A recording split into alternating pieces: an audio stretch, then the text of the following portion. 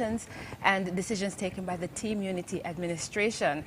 We've not had a show for a few weeks, so I know many of you are eagerly anticipating the conversation tonight. He is joined by key officials within the civil service and the Ministry of Health in particular.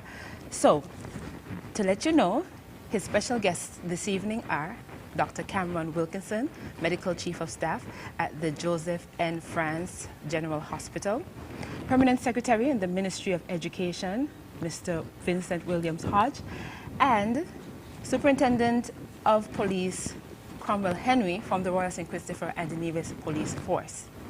We're going to have opening remarks by his special guests, but to set the tone for the show, we're going to hear from the Prime Minister himself, the Honorable Timothy Harris. Mr. Prime Minister. Thank you very much, Madam Moderator. My fellow citizens, residents, and well-wishers, I am grateful for this opportunity to be communicating with you again tonight across multiple media and platforms. It is an honor to execute my duty as National Leader and Prime Minister of St. Kitts and Nevis, and in particular to take time to listen to you directly and respond to your questions and concerns. This is yet another feature of our good governance agenda. It is evidence of our people-centered approach to governance and my administration's commitment to accountability. Indeed, this is yet another medium through which citizens and residents get the opportunity to engage the office of the Prime Minister, and I count it a privilege to facilitate this event. Tonight, I believe it is important for us to continue our ongoing discussions on the way forward, living and ultimately thriving in this challenging COVID-19 era. We are well aware that the COVID-19 pandemic has had extreme negative impacts on lives and livelihoods across the world. As a responsible government, we have sought to mitigate these negative impacts in St. Kitts and Nevis. While my government has always insisted on a life-first approach and has been guided throughout this pandemic by the advice of our health professionals and our national task force, we have recognized and shown our commitment to ensuring that our citizens and residents not only have life, but that they have the best quality of life possible. For this reason, we have launched a number of initiatives in the recent months to provide relief and to keep our people safe. The Team Unity administration has been allocating available resources and employing varied measures to reduce economic hardships experienced by citizens and residents during this period of challenge. I recently announced an historic second stimulus package containing several comprehensive, far-reaching and targeted initiatives to stimulate economic activity and provide a better quality of life for our people. In addition, we continue to provide significant support to the most vulnerable in our society through our comprehensive social assistance programs. Our Poverty Alleviation Program, PAP, has brought and continues to bring much needed relief to many of our citizens and residents. Nevertheless, we have added other initiatives to supplement the PAP. Over the period January to July, we have assisted over 5,000 families under the PAP for a total expenditure of $18.7 million. My government has been there helping the poor and the vulnerable through these challenging times. I will now provide some updates on the rollout of some elements of our stimulus package which we believe provide much needed relief to our citizens and residents. Turning to the popular income support program, a total of 3,663 applications have been received by the Ministry of Finance as of the 16th August 2021. A total of 1,528 applications have already been approved, of which instructions were sent to the Treasury to pay 1,005 applicants. Arrangements are being made to have another 250 payments processed shortly. With respect to our fuel subsidy program, a total of 101 applications have been received by the Ministry as of the 16th August 2021. A total of 83 applications have been approved and 74 payments have been made to date. With respect to the disability support, a total of 118 applications have been approved, of which 112 have been paid to date. Arrangements are being made to have payments processed for the remaining 6 applicants. My government will ensure that to the extent we can, no one, I repeat, no one, is being left behind. With respect to support for the food truck vendors, a total of 4 applications have been received and approved by the Ministry of Finance. The payment details were submitted to the Treasury for processing. Meantime, my government has committed well over $100,000 to create a safe and secure area for the truck vendors to ply their trade at North Independence Square Street. We will ensure that everyone doing business there complies with the COVID-19 protocols. Turning to the matter of public safety, Thursday last week was a very good day for the people of St. Kitts and Nevis in our ongoing fight against COVID-19.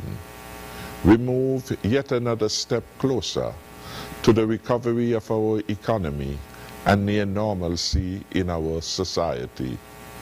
We received the first tranche of 11,700 doses of the well-known Pfizer vaccine, a timely contribution from President Joseph Biden and his administration. This contribution was delivered as a direct result of our high-level diplomacy pursued by CARICOM heads of government, in particular Prime Minister Keith Rowley of Trinidad, Prime Minister Roosevelt Skerrit of Dominica, and yours truly, the Prime Minister of St. Kitts and Nevis. As Prime Minister, I am very happy that we now have the Pfizer vaccine. It brings more choices to our people, something we had long hoped for. Our procuring these doses of this Pfizer vaccine is a major success given the very limited availability and accessibility of vaccines in the developing world. The Pfizer vaccine has also been used to vaccinate persons 12 years and over. This is a tremendous benefit since our children can now have their own protection rather than relying on vaccinated adults for their protection. Our schools can safely reopen in September with reduced risks to our children who can now get vaccinated if they are 12 years old and 12 years and older. We want all our children to be safe, to be protected, and to be properly educated. My administration is committed to delivering a stronger, safer future. And to do so, we must protect our young people, even as we continue to secure the well-being of every other demographic. it is still true that vaccination is a critical tool in the fight against COVID-19 and its extensive, devastating ripple effects. It is critical to our opening up of our economy safely, and in particular, our people being able to get back to work with reduced risk. Across the world, the best scientific evidence indicates that vaccination offers a critical layer of protection to individuals, and this provides the best possible outcomes to communities and countries. Turning to the hurricane season, while we discuss the issue of safety of our citizens and residents, I must remind our people that the Atlantic hurricane season runs from the 1st June to the 30th of November. This is a period when we face threats from tropical waves, tropical storms, and hurricanes. We are now in the 3rd month of the season, and perhaps fast approaching the peak of the season. Let us take the necessary steps to prepare ourselves as best we can for any eventuality associated with the threats of these weather systems. The final matter I wish to address is the award of Medal of Honors. I want to express words of commendation and honor to some very special people in our nation who earlier today received the very prestigious awards at Government House. Earlier today, the work, dedication, and efforts of these individuals were publicly acknowledged and appreciated. To these honorees I say, thank you for what you have done and continue to do to make our communities stronger and our federation better. 7 of the 8 outstanding nationals were invested with the 2020 Medal of Honor by His Excellency the Governor General. Dr. Linton Liebert will receive his medal at a separate ceremony to be held in Nevis. The Medal of Honor is one of the 2 highest civilian honors that the Federation of St. Kitts and Nevis bestows on its sons and daughters. We present these medals to honor those who go above and beyond their call of duty. This medal is an acknowledgement that the recipient truly has put country before self. Today's recipients have more than demonstrated this virtue, and they deserve of this honor and of our gratitude. Please let us all recognize our 8 deserving recipients. Mrs. Pearline Teresa Musenden, her field was education. Mr. Joseph Emmanuel Benders, her arts, in particular steel band music. Dr. Linton Liebert, medicine. Mrs. Patricia Mary Nurse Clark, community service, in particular care for the elderly and those with disabilities. Mrs. Pamela Elaine Brooks, for nursing duties. Mr. Charles Delvin McMaster was honored for his work in community service. Mr. Brian Dyer for national service in crisis, and Dr. Judy Nisbet for national service in crisis. Today we acknowledge our service, but also we acknowledge their humility. Here with me tonight are dedicated professionals who will further our discussions and assist me in providing reliable information to our people. I want to thank the panelists for their sacrifice and hard work, and I want to thank them for dedicating their time to serving our beloved citizens and residents. The panelists here tonight are no strangers to our nation. They are not strangers to the viewers and listeners of Leadership Matters. Indeed, each of them has demonstrated commendable leadership attributes over the past 18 months. Allow me to introduce the panelists.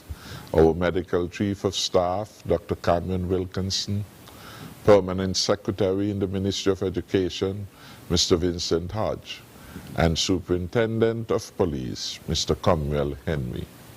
I hope that you will enjoy tonight's Leadership Matters and find it to be very informative. May God continue to bless and prosper our people and country, and may He continue to keep us all safe. I thank you for tuning in. Thank you so much, Mr. Prime Minister, for getting the ball rolling. So now we're going to hear from the Medical Chief of Staff at the JNF General Hospital, Dr. Cameron Wilkinson. Dr. Wilkinson? Good night. Any path to recovery and a stronger and safer future requires us to keep contained this highly infectious and deadly COVID virus. Containing the virus will require us to protect as many persons as possible with the best tool available to us. That tool is the vaccine, and with more than 4.72 billion doses already administered globally, leading to a significant decrease in hospitalizations and death from COVID-19, we know that it works. We have done almost everything within our power to get our people to come forward voluntarily to be vaccinated. Some have chosen not to do so, and they do have a right to make that choice. There comes a point in time when overwhelming scientific evidence and common sense have to prevail. Just because you have a right to choose does not mean that you do not have a responsibility in this fight. Every one of us who can be vaccinated has a moral responsibility and a duty to this country and its citizens and residents to do so, as by protecting ourselves, we provide protection for others, especially those who cannot protect themselves. Though battle-weary in this fight, we continue to educate and encourage the undecided and unvaccinated to come forward voluntarily so that we can get a high threshold of population immunity where we can safely and fully reopen our country and get the economy back on track. The situation update. We are still in the middle of a pandemic. Globally, there have been over 207 million confirmed cases with 4.36 million deaths. In the Caribbean region, we have had just over 1.38 million cases and 17,000 deaths. Here in the Federation, we had 708 cases to date with 590 recoveries and 115 active cases with 3 deaths. Currently, there are 6 hospitalized. We are in community spread like almost every other place on the face of the globe and continue to fight to keep it contained. We continue to report daily positive cases and are beginning to see the numbers climb again as complacency sets in. We had 13 new positive cases on Saturday, 24 on Monday, and now 27 today, after recording daily low single-digit positives and sometimes 0 since the lockdown. The majority of the recent cases were picked up through contact tracing from recent social gatherings and the early childhood school sector. This shows that every time our people let their guard down, the virus surges. The analysis of the data in the current wave from May 19th to August 3rd shows that of 558 positive cases during that period, 81.5% of the cases were in persons under the age of 50, with 23.8% in the 0 to 19 age range and 42.9% in the 20 to 39 age group. 248 cases, or 44.4%, were unvaccinated adults. 113, or 20.3%, were children who could not be vaccinated, and 101, or 18%, were persons who were partially vaccinated. Only 70, or 12.8%, were fully vaccinated. We see, therefore, unlike early in the pandemic, that we are having younger persons becoming infected, and the vast majority are not fully vaccinated. Also, our children who are dependent on us for protection are now being adversely affected. This situation can be arrested by more persons coming forward for the vaccine. If you are on the fence and hesitant about getting vaccinated, this should be the tipping point for you now. The vaccination program. The CDC director recently said that we now have a pandemic of the unvaccinated, referring to the rising cases in the USA among the unvaccinated. The virus is searching for the next person to infect, and more often than not, it will be the unvaccinated. We see that happening here, as more than 87.2% of our new infections were not fully vaccinated. We now have 72.9% of adults covered with one shot and 61.6% fully vaccinated, and this is highly commendable. Our high vaccination coverage is the envy of many countries. I was in a regional meeting with our Prime Minister last week where every leader was amazed at our high vaccination rate and wondered what was the secret to our successful vaccination program. My response to such questions is encapsulated in one word: confidence. Our people had confidence in the message that was being delivered through our education program about the vaccine and its safety and efficacy. Our people had confidence in the health services offering the vaccine, which is why they turned up in large numbers at our health centers throughout St. Kitts and Nevis to be vaccinated. Our people had confidence in the policymakers deciding on the rollout, starting with our Prime Minister Harris, the Minister of Health, the Chief Medical Officer, and the entire administrative staff of the Ministry of Health. We, however, cannot let complacency set in and must continue our drive to get everyone who should be vaccinated out to receive the vaccine. We must understand that we all have an individual and collective responsibility. One to protect ourselves as individuals, and another to protect others from infection through our vaccination. The vast majority of the remaining 8,961 unvaccinated adults may not have a political agenda or may not be committed to an anti-scientific cause, as some may think. In my day-to-day one-on-one conversations with persons who are unvaccinated, I find the majority are simply undecided about their choice to take the injection, and many are simply being misled by misinformation. The good news is that once presented with the facts, they are changing their minds, which is why we continue to have a slow but steady increase in our vaccination numbers. Being unvaccinated is neither a race nor a gender that cannot be changed.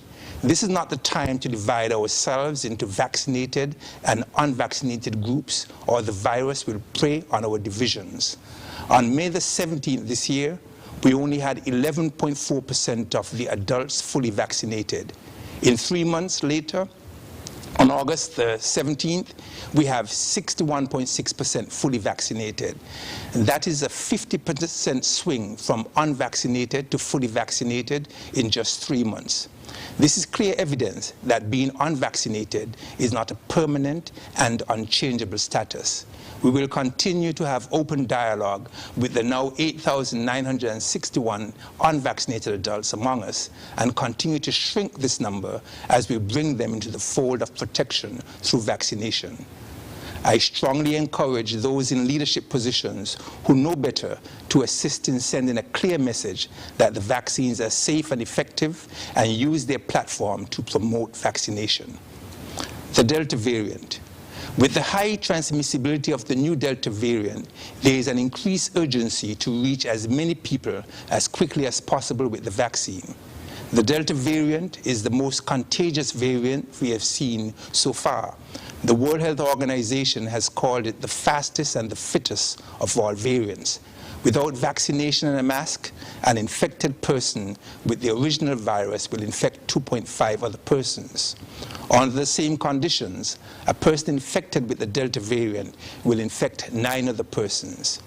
Some data suggests that the Delta variant might cause more severe illness than previous strains in unvaccinated persons. I said a couple of weeks ago that it was only a matter of time before the Delta variant arrived at our shores. It was not a matter of if, but when it was going to arrive, and that we all needed to prepare for this eventuality.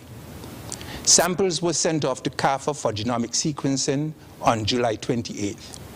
The results returned over the last 24 to 48 hours confirmed the presence of the Delta variant in one of the samples tested. This was an inbound passenger who was in quarantine and has since recovered. It is comforting to know that the Delta variant was found in someone who was in quarantine and has since recovered and was not found at large in the community. We will be sending off further samples for genomic sequencing. A number of our neighbors on this side of the globe already have the Delta variant, including Trinidad and Tobago, Grenada, Martinique and Guadeloupe, Barbados, Puerto Rico, Anguilla, Saba, the United States Virgin Islands, and St. Martin. We will not be spared, and we must be prepared for the eventuality. If too many people remain vulnerable and become infected with this variant, our healthcare system will become overwhelmed and more people will die. The unvaccinated among us are at greatest risk. Unfortunately, most of our children who cannot be vaccinated can be more impacted by the Delta variant than other variants or the original virus. Our elderly are also more likely to become symptomatic, be hospitalized, and die if infected with the Delta variant. This means that they are even more dependent now on us who can be vaccinated for protection. Yes, it is true that if you are vaccinated, you can still get infected by the Delta variant, but being vaccinated offers you significant protection against symptomatic disease, hospitalization, and death. The vaccine is our best defense against this highly contagious and deadly variant. The higher the proportion of the population fully vaccinated, the better our defense will be against the Delta variant. Our health system. Our health system remains robust, and we must continue to strengthen it, as its resilience is at the core of every decision we make as we move forward on a path to recovery and living with COVID-19.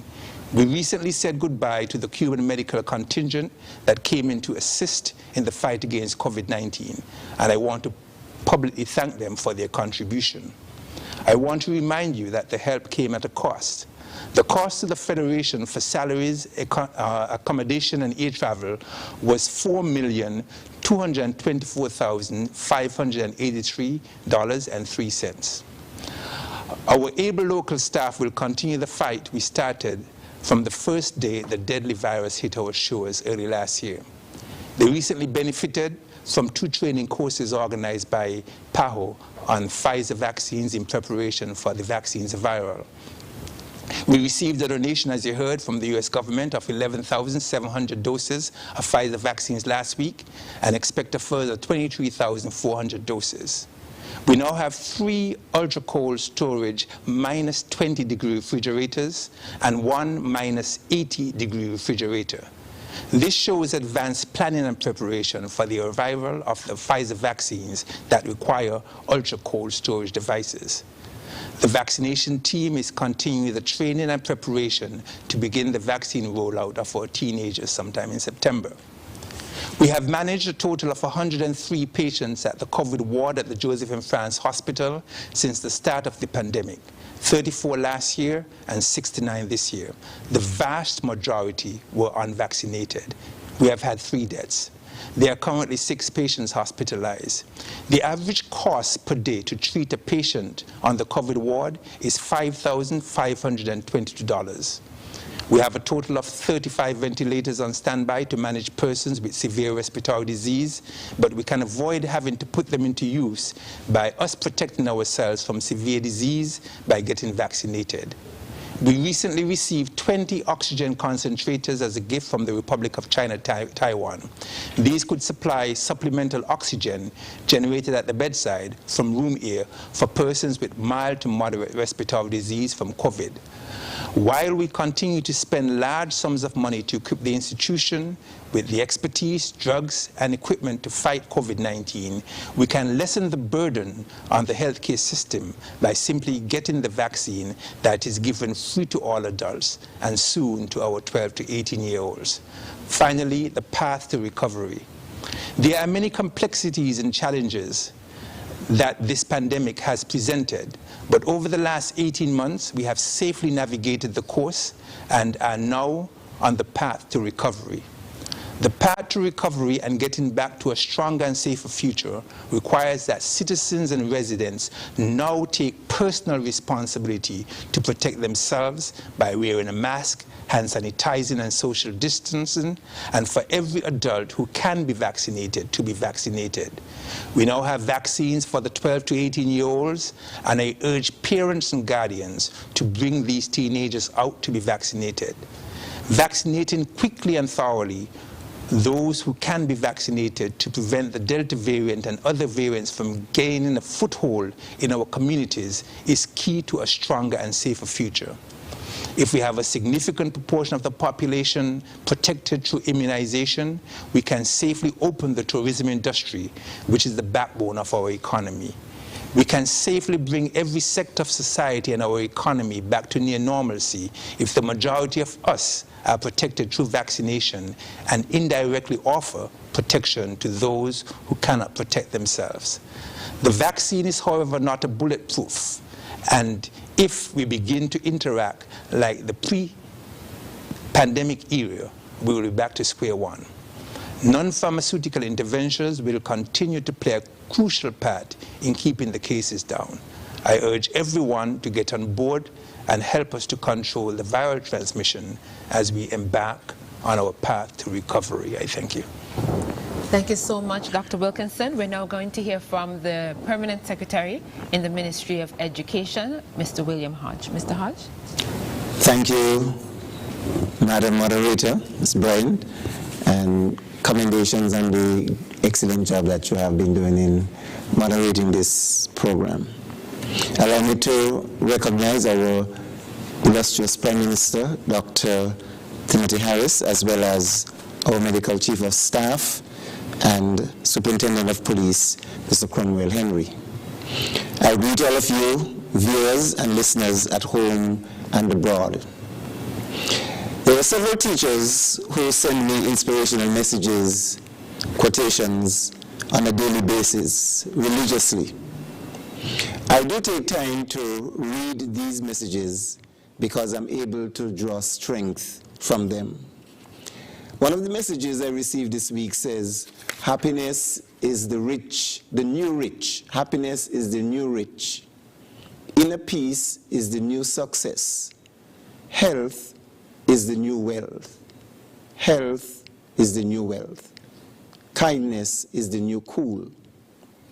Yes, health is the new wealth. The health of all Kittians and Evisions is the wealth of our nation.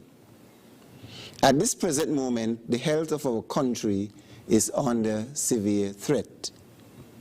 A threat brought on by the clutches of the coronavirus COVID-19 pandemic. Let me hasten to say that the virus is no respect of persons of all creeds, color, class, ages, professions are contracting the virus. Yes, I did say persons of all ages are contracting the virus. Our children and young people are affected. Of the 588 cases in the outbreak from May 19th to August 3rd, 113 of these 558 cases were children. 11.2% of the total cases were children ages 0 to 9, and 12.6% of the total cases were between the ages of 10 to 19. 31 of this number were secondary and tertiary level students who could not write their CSEC or CAPE examinations in July, August. And this was because they or someone in their household contracted the virus and had to be in isolation or in quarantine. This has been a tremendous setback in some ways for our students who now have to wait until January or June of 2020 to write the examinations. As we are all aware, a number of students at the primary and secondary levels have been stricken by the virus, and this resulted in our schools coming to a screeching halt. schools were forced to close prematurely to contain the spread of the virus. We all know too well that school closures do have crippling effects, not only on students' learning, but equally on school closures have crippling effects on our economy. If our daycare centers, nurseries, schools are to remain closed, this has serious implications on the successful and safe reopening of the economy. This is not a textbook information. We have all lived this over the past 18 months. Fellow Kittians and Divisions, as we face this pandemic, parallels can be drawn with biblical teachings. For example, we take the lesson of the Red Sea that prevented the Israelites from crossing. What we learn from this story is that God did not remove the Red Sea. He parted it. Sometimes God does not remove our problems. He makes a way through them. One of the ways that God has given us to fight this pandemic is through the vaccine. In our beloved Federation, we have gone above the measure to encourage our adults, parents, guardians, teachers, men and women who work with our children and young people to get vaccinated. That encouragement continues this evening. At this juncture, I'm happy and I commend the government for securing the Pfizer vaccine that can be administered to children and youth 12 to 18 years old. Shortly, the Ministry of Health will partner with the Ministry of Education to roll out the administration of the Pfizer vaccine. We make a special appeal to teachers, parents, to support this process. Children younger than 12 years at this point cannot be vaccinated. They will continue to depend on their parents, guardians, and teachers for protection. As we speak, the Ministry of Health has ordered the emergency closing of 4 early childhood facilities, 2 public and 2 private facilities. When the Ministry of Health gives the order to close a center or a school, it is no secret. It is public information. But some people trying to use social media to spread propaganda. The Industrial Site Preschool, or daycare, is one of the largest government-operated centers in the Federation. And let me take this opportunity to share with you some pictures of how this center looks tonight, the 17th of August, 2021.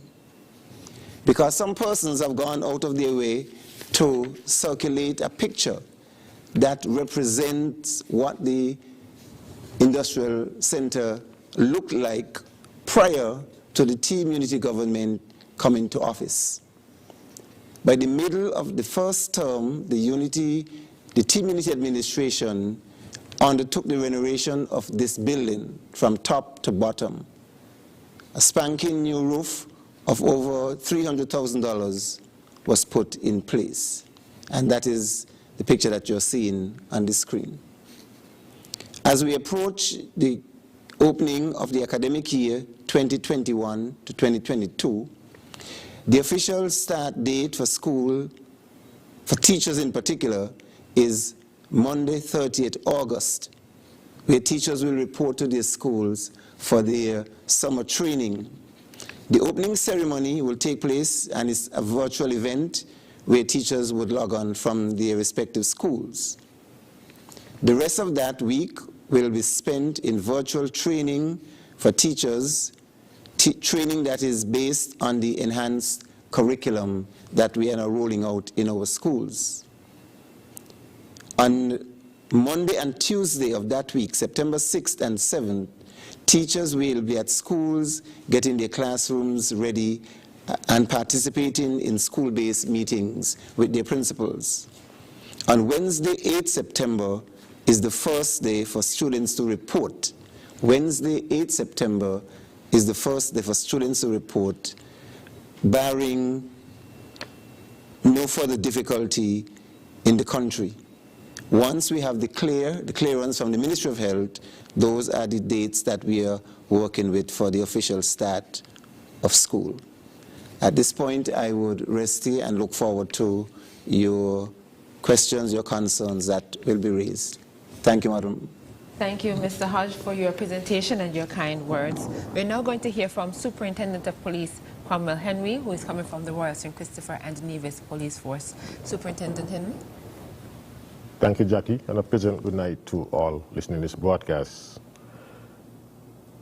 As we enter into the final week of the current iteration of the Emergency Powers Regulations, which expires on August 23rd, it is important, but it's not too late, to remind you and to educate you on one of the change in these regulations.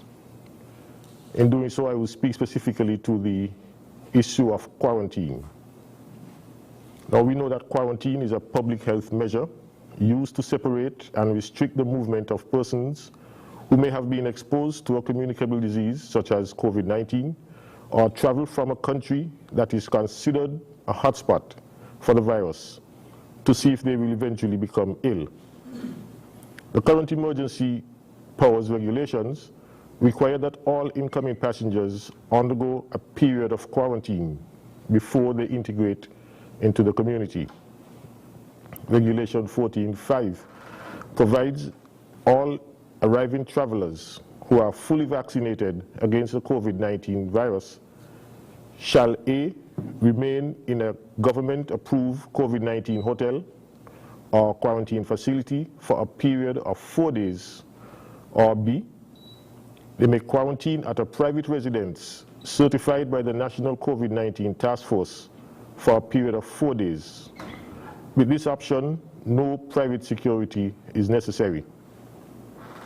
Section 6 provides that all persons who are not fully vaccinated shall remain in quarantine for at least 14 days in a government-approved quarantine facility. Children under the age of 18 who are traveling with their fully vaccinated parents will be subject to the same quarantine time as their parents.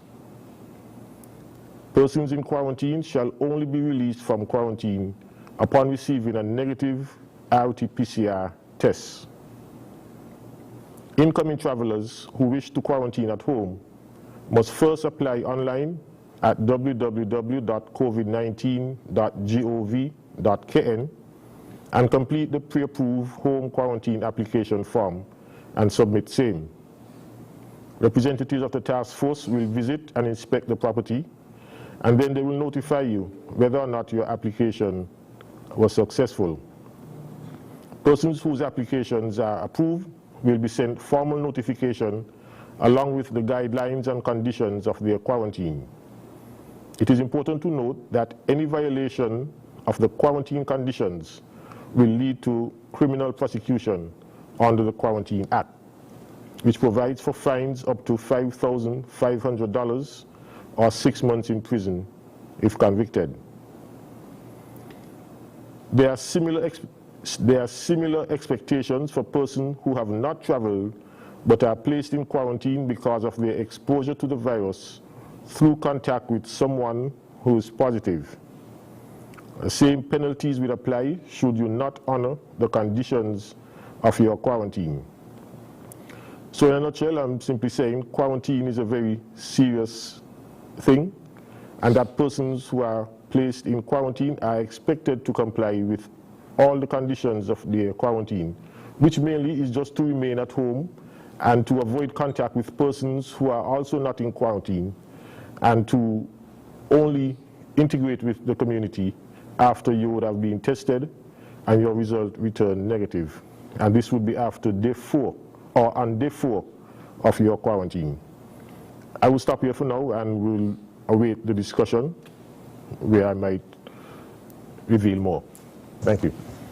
Thank you so much, Superintendent Henry. At the start of the program, I did say that you might have been eager to hear from the Prime Minister and his guests, but we are also eager to hear from you as the program has not been hosted for a few weeks. So this is the point where you get to participate now that we've had those critical updates, you can ask any question or concern that you have. And this is how you can pose those questions and concerns to the Prime Minister and his guests.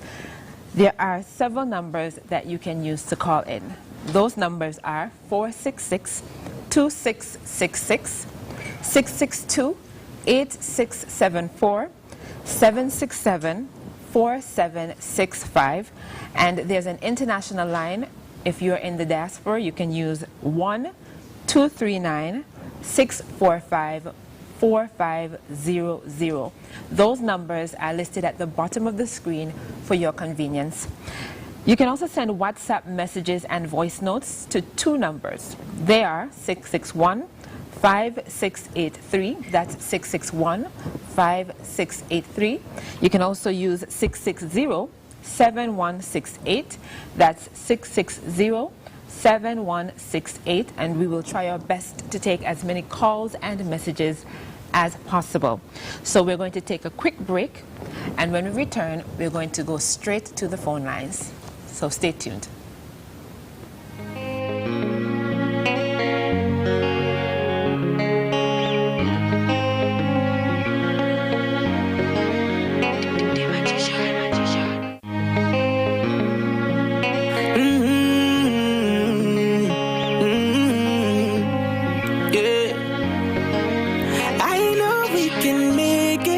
It's only just a phase.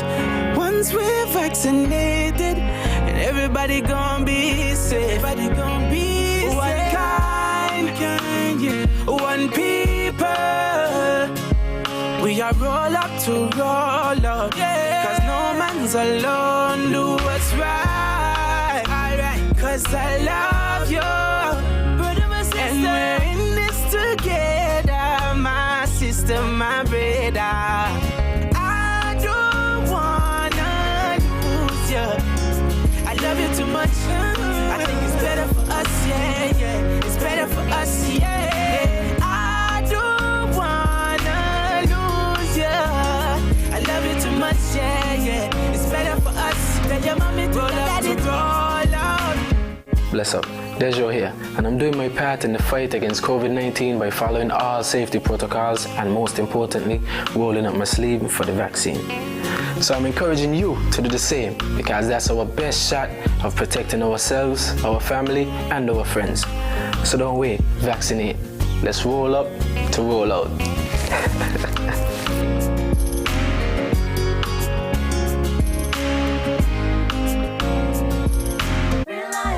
Responsible. Skelec is here for you. Skelec, the #1 utility provider, innovative and powering a brighter future. Skelec has made significant strides over the past 10 years, noteworthy of celebration today. As a utility provider, we pride ourselves on being able to provide electricity with reliability and responsibility. For the past 10 years, Skelec has focused on people. In doing so, the community remains at the center of our operations. We are always thinking of new ways to make doing business with us easier. We think of how best we can help our customers and stakeholders. Skelec would not have been able to celebrate a successful 10 years as a company without dedicated staff. And to the staff, I say a hearty thank you, thank you, thank you. We couldn't have done it without you. On the occasion of this 10th anniversary, we would like to thank our current Minister, Honorable Sean K. Richards, as well as all past ministers who have served over the past 10 years. The current Board of Directors Chair, Mr. Melville Don Moncampo, all other past chairs and board members, and all other stakeholders who have been involved with Skelec over the period. Happy 10th anniversary, Skelec. On this day, August 1st, 2021, I would like to say happy anniversary to the St. Kitts Electricity Company Limited and wish them every success in their future endeavors. Skelec turns 10, we're keeping you connected until the very end. What a celebration! Skelec turns 10. Congratulations to Skelec, celebrating 10 years of providing a reliable and responsible service to consumers. Skelec, your power company, turns 10, Happy birthday, Skelec. Happy 10th anniversary to Skelec, and happy to be a part of this milestone. Skelec is celebrating its 10th anniversary, and we will continue to provide the best quality service to the island of St. Kitts. Feliz décimo aniversario, Skelec. Vaya, ya han pasado 10 años. Juntos hemos llegado tan lejos y hemos logrado mucho. Big up yourself. Happy 10th anniversary, Skelec. I'm so proud to be a part of the team. We are now celebrating our 10th anniversary and welcome you to come and celebrate it with us. Happy 10th anniversary to an amazing company, Skelec. We just want to say 10 years anniversary going out to Skelec, and not only Skelec, the hard-working Skelec staff.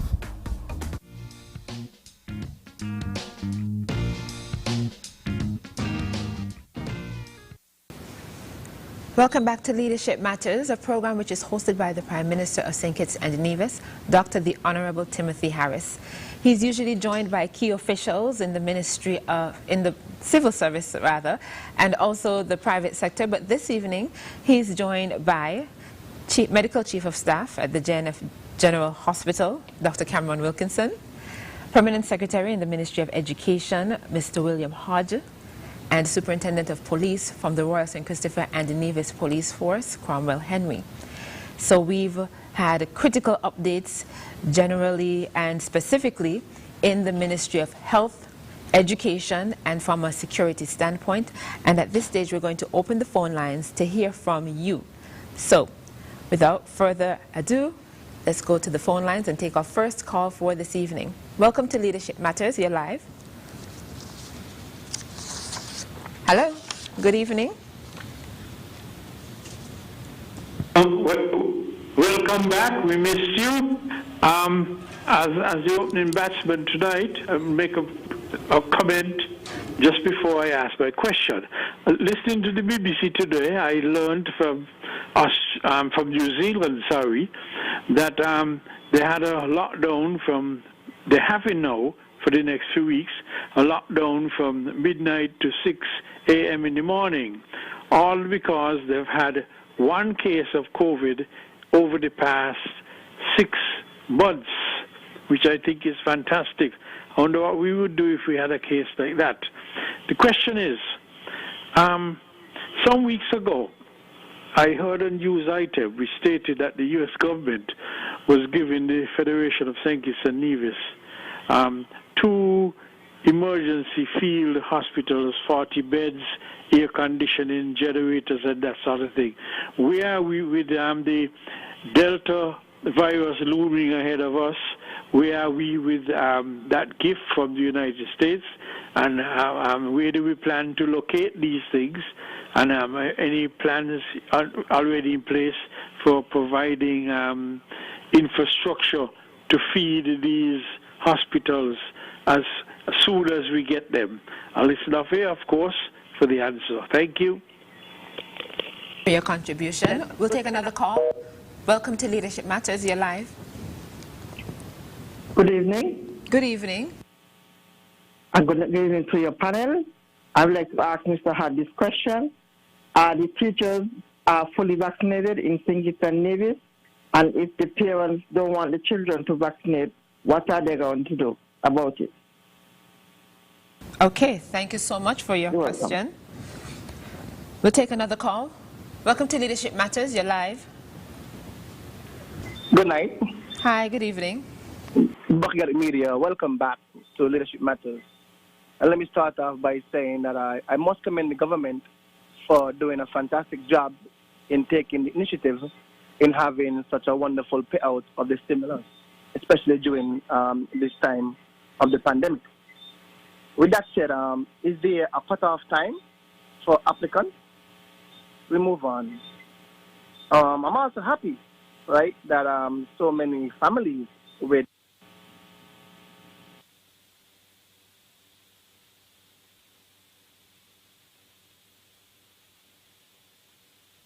encourage you to call back just in case the call dropped out. That is, I recognize the voice and I know you're a regular caller, and I would definitely encourage you to try again. But we'll move on to another call. Welcome to Leadership Matters. You're live. Hello, good night. Hi, good evening. Yeah, my question is the quarantine thing.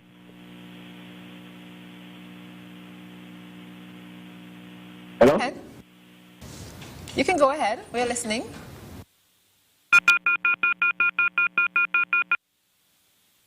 To call back, you had a question about the quarantine conditions, and we have persons here who are in a position to answer those questions, any questions regarding that. So please, I encourage you to try again, but we'll take another call. Welcome to Leadership Matters. You're live. Hello. Welcome to Leadership Matters. You're live. Okay, so I think at this stage we can just answer the questions that we have, and we will definitely go back to the phone lines. We're going to do all that we can to ensure we get as many questions and calls as possible. But we have someone asking about the donation of field hospitals that was announced. Where are we with that donation? Where will they be placed? And have things been put in place to ensure that the necessary infrastructure will be there once they have been put up? See? No, go ahead.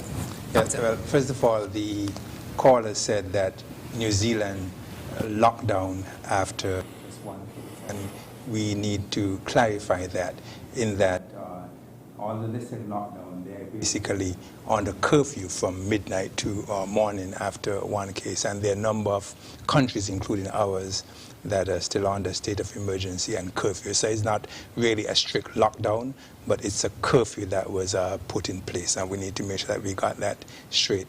I think Mr. Abdias Samuels announced a week or two ago at the briefing that we received 2 field hospitals.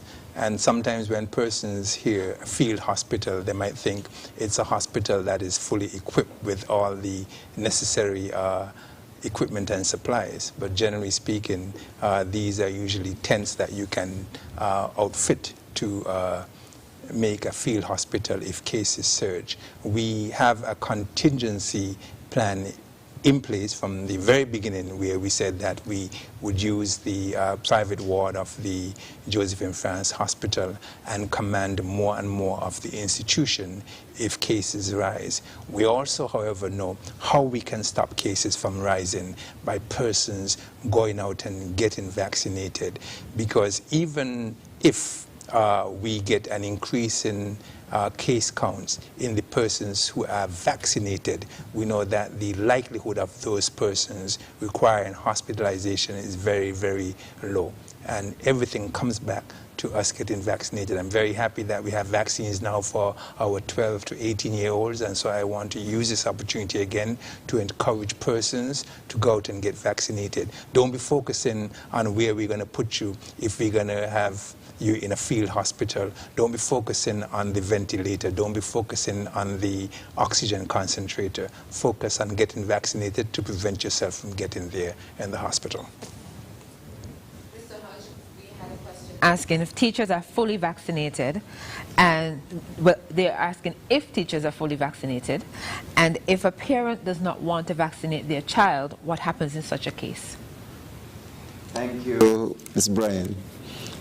I really would have loved to say yes, teachers are fully vaccinated.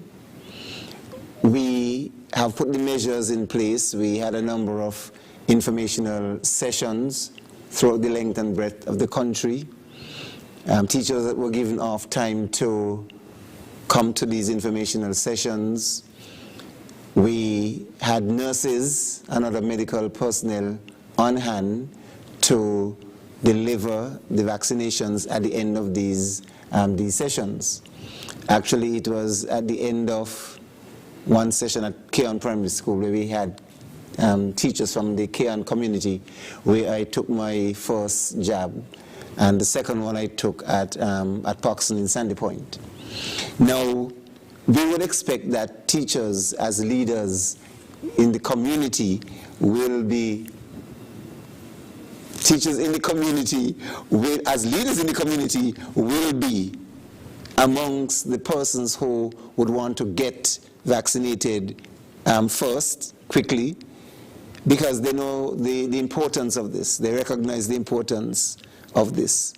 We have some statistics, some data from the Ministry of Health, and it is showing that not a significant number of teachers have been vaccinated. In fact, the data that we looked at didn't only show teachers, but it also showed persons who work in schools, persons who work in school meals and other departments, units within the Ministry of Education. So we use this platform again to really encourage our teachers to go out and get vaccinated, especially as we prepare to move back to face-to-face instruction in schools. Now that we have the vaccine, that has added another layer of protection for teachers themselves. And if teachers are serious about their own health, as that quotation said earlier, health is the new wealth, then they have to go out to be vaccinated and to encourage others, as well as to ensure that the children, to encourage the children in their charge when we get to that point to be vaccinated. If parents do not want their children to be vaccinated, as far as the Ministry of Education is concerned, there's nothing we can do. We leave that for the lawmakers, the legal authorities, the competent authorities, the government, to decide what will happen. So what I would say is that we would cross that bridge when we get to it. But certainly I would want to encourage teachers, parents, adults who work with children to get vaccinated. Yes, sir. I've been in touch with a number of persons who have been infected with the coronavirus. And as we said from the data, the majority of them are unvaccinated. And it is when they're huffing and puffing and short of breath that they're having regrets over not listening to the message or listening to the person who ill-advised them and told them not to get vaccinated. And many of them wishing that they could get the vaccine at the time when they're huffing and puffing. Some of them when they're on the COVID ward and they realize they have to be getting 10, 15, 20, 30 injections during the short stay that they have there, they regretted not coming forward to get just one jab. And so don't wait until it is too late. But as a teacher, as someone who we entrust our children's lives with, you have a moral responsibility. More so I'm speaking now to the primary school teachers, because the 12 to 18-year-olds, I believe that they will listen to us and they will make a decision, or they will try and impress upon their parents so that they can come forward and get vaccinated. But those parents who are looking after, those teachers who are looking after our little ones, you have a moral responsibility to go out and get vaccinated. Thank you so much for your response to those questions. We'll go back to the phone lines now. Welcome to Leadership Matters. You're live. Hi, good evening. My question is to the doctor. I want to know how soon before he started recommending booster shots for the vaccinated. I know that here in the States they're talking about after 8 months they kind of, starting giving booster shots. That was my question. How soon would he be recommending the booster shots you think it's needed? Thank you. Don't hang up. That you're not very clear. You're not coming through very clear. We were having difficulty hearing your question, and we definitely want to hear what you've decided to call in and ask. So could you repeat that and just maybe speak a little more clearly, given the whatever is happening with the phone line? Hello? Okay. Well, if you're listening off ear for the response to that question, booster shots. Okay. So we will. The doctor will respond to whether or not booster shots are necessary and anything else he can add regarding booster shots. And if that was not your question, please feel free to call back and clarify. We'll take another call. Welcome to Leadership Matters. You're live. Good night, Ms. Brian. I'm back. I'm Hi. not sure how much of the question you heard, so allow me to repeat myself. My first thing was to commend the government and the rolling out of the stimulus package, and also to say to the government, I'm happy that persons who have families that are disability also are part of the stimulus. You really have to give the government recommendation and kudos for taking this initiative. I also asked about the North Street vending, how it's coming along. I've heard some talks about it. I've heard stuff in the news. So I will let you get an update on the status of that. And the last question that I would have asked is there a date for the Pfizer vaccine? When you're going to start the rollout? And also, what will be the time frame for the second jab? Because we have seen with the other vaccine before, the time span has changed. So I'm wondering if there's a time span set and if it could change over time. Look, thank you so much. Thank you so much for your patience and for calling back. We'll take another call. Welcome to Leadership Matters. You're live. Hello, good night. Good night to the Prime Minister and his panel. I'm going to go off course a little bit tonight. It doesn't have anything to do with the vaccine. So I know the Prime Minister says that no one is going to be left out, and that is something really good to say. However, I remember during the campaign season, he made mention of non-established workers becoming pensionable. We haven't gotten an update on that as yet, so I'm wondering what are the measures being taken if they already started to work on it, because it's unfair for persons who are in work for the civil service, or I don't think they're actually termed civil servants, but who works for the government. After they may put in 10, 20, 30, 40 years, they go home and they're not pensionable. They don't have a pen. They won't be receiving a pension, or they're eligible for Social Security. So I would like to know what the updates on that, on the process of those persons becoming pensionable after the end of their tenure. I listen off here. Thank you.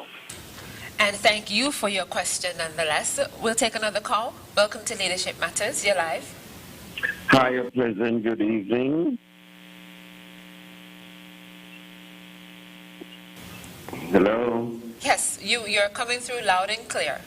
Yes, I first of all would like to say, President, good evening to your head table and to you, the host. I have two direct questions. One is for Dr. Wilkerson, and one is for the Honorable Prime Minister. Firstly, I would like to ask the question. In terms of the AstraZeneca, and you would have consumed that, and then there is another second shot for you. Based on that, it was expired on the 31st of July. Is there another set of AstraZeneca coming, or you would have to take something else? Because I would think there's a mix there. I don't know. I'm not a medical doctor, but that's why I'm asking. Or is one in process of coming to because I didn't hear, I heard about a new one. And for somebody who I take care of, has taken, they're supposed to be going in September, and they're due their next shot. What would be the advice? Because I don't think you should mix two chemicals together, as I would be somebody who knows about a little mixing of things. That advice I would wait for you. Now, on to the Honorable Prime Minister.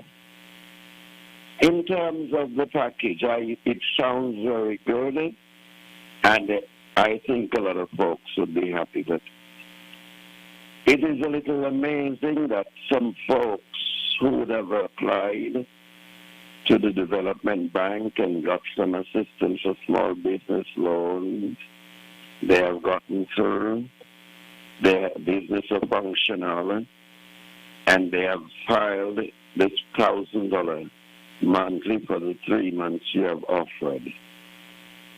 And it is strange that people who are not, and I like to speak because I will only speak for me, and others will agree with me but they're afraid.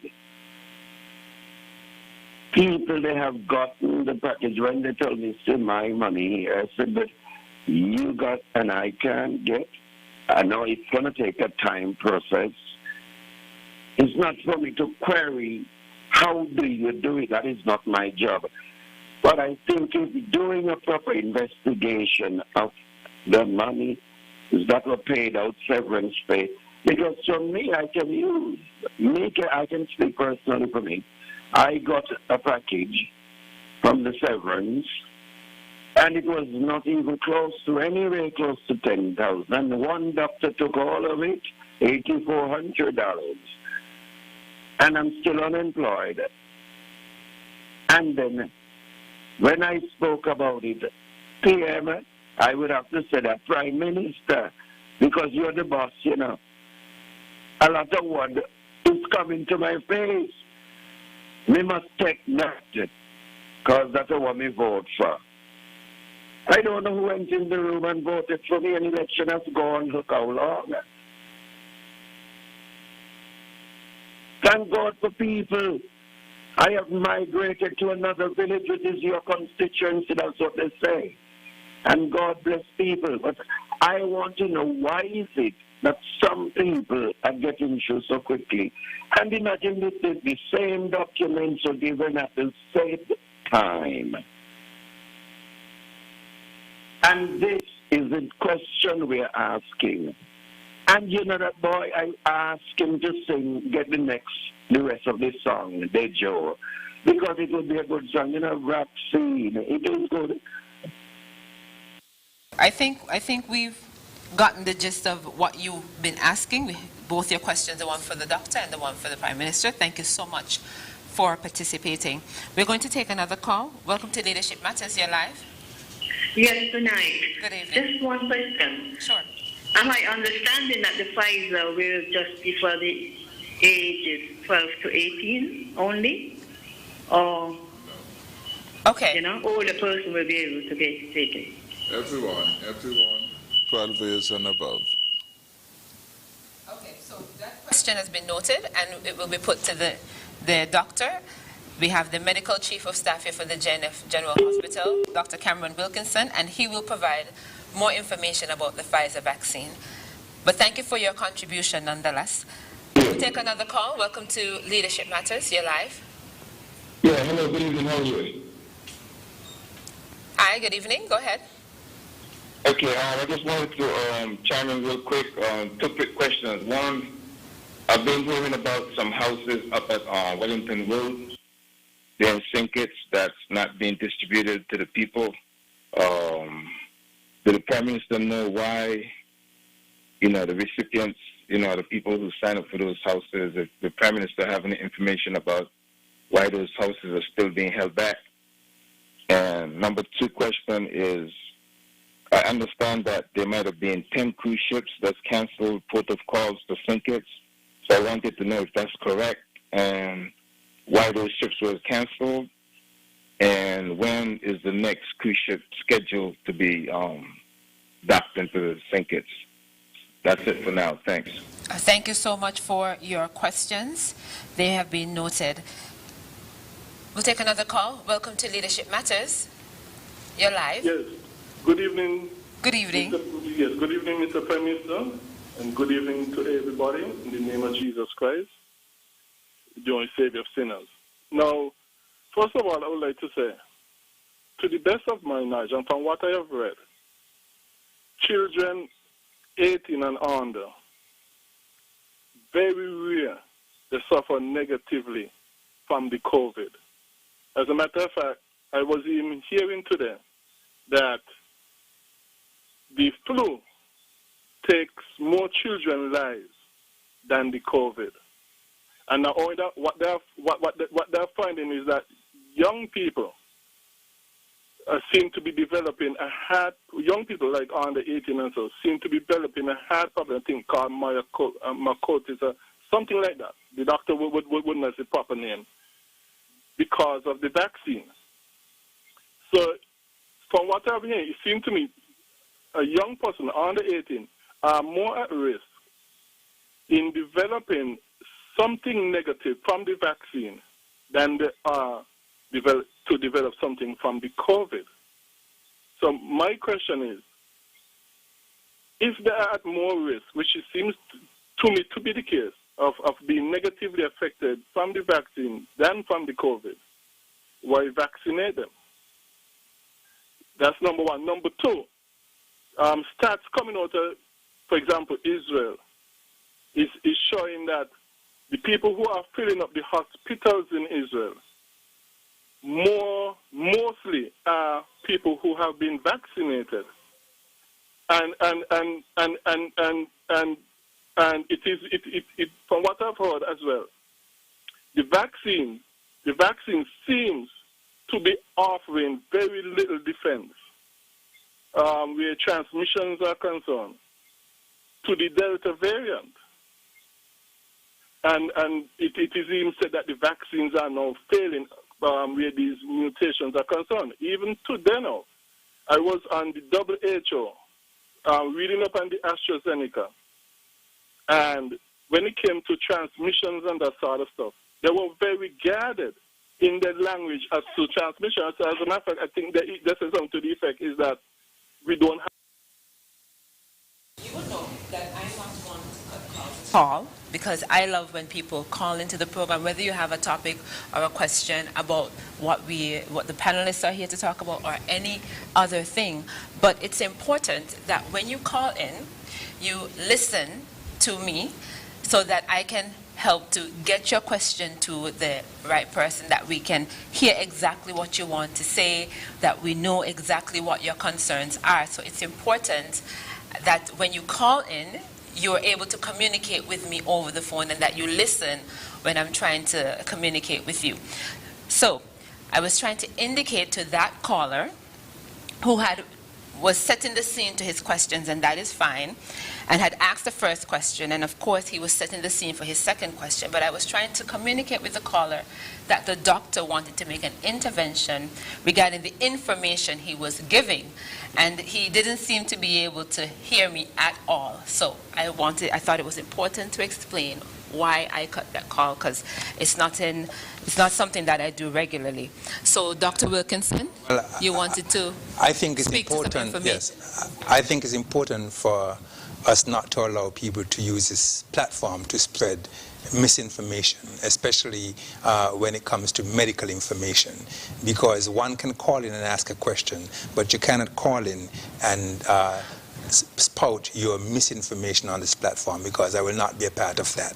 And so I want to make it clear that children can be adversely affected by COVID-19, and the Delta virus is starting to affect children even more. And there are children who have died from COVID-19, and even if the numbers are small compared to adults, if you have a child and you lose that child, you would know that that loss is significant. So even one child that is lost to COVID-19 is significant. And so it's important for us to be able to protect our children. It is also false to say that in Israel, the people who are packing the hospitals are people who are vaccinated, because all of the science has shown that getting vaccinated significantly decreases your risk of getting severe disease and hospitalization. And so anybody who is calling here to spread false information like that, they need to be cut. And I'll make no apologies for that. Okay, so we're going to, at this stage, before we go back to the phone lines, let's also try to address some of the other calls we would have gotten so far. And we had a caller who had asked, how soon would someone need a booster shot? At least I think that's what they were asking. I asked her to call back if that was not her question, because we would want to get it right. So how soon would someone need a booster shot? So there has been a lot of discussions about booster shots. And there are some persons who are immunocompromised, and immunocompromised means that their immune system is compromised such that they would not be able to mount a significant response when they are vaccinated. And persons in that category are people, for example, who are on high steroids, people who are taking anti-cancer drugs, persons who were recipients of transplants where they're taking drugs to suppress their immune system, persons with HIV, or some persons who were born with some immune deficiency disease. And these persons would not have been able to mount a significant response to protect themselves after 2 doses. And the science is showing that these persons can benefit from a booster shot. There has also been discussion about offering booster shots to persons who are fully vaccinated after about 8 months because the level of immunity might wane. But again, no one is safe until everyone is safe. And the thought of giving a person in the first world who is protected by 1 and 2 shots, a 3rd shot, while we have a number of countries that still have no access to vaccines, I don't think that that is morally correct. And so I am happy, for example, that the United States has offered vaccines to all of our Caribbean neighbors, and that is the altruistic thing that we are looking from first world countries to make sure that vaccines get to everyone. I think there was also a question about the AstraZeneca vaccine and persons who have their first dose and are due for a second one. Well, yes, and he was speaking about expired doses, etc. I think that we had already put that question to rest. We have never used any expired vaccines, and so the previous batch of... What he was asking is that we have said that all the doses of AstraZeneca have now expired. So for persons who have their No. We have never said that. No? No, because we're still... Well, that's what I gather. So if you could explain to him. So if I have my first dose and I need my second dose. He was speaking about the expiration of the first set of vaccine that expired in July, and we got a new set that we are using, and those will expire at the end of August. Okay, and even after those are expired, if somebody had their first shot with the AstraZeneca vaccine, we will continue to source more vaccines so that they can get their second dose at a later date. But no expired vaccines are used on persons. Okay, I think you should make the point that if 4 weeks would have elapsed, he should go now for the second shot.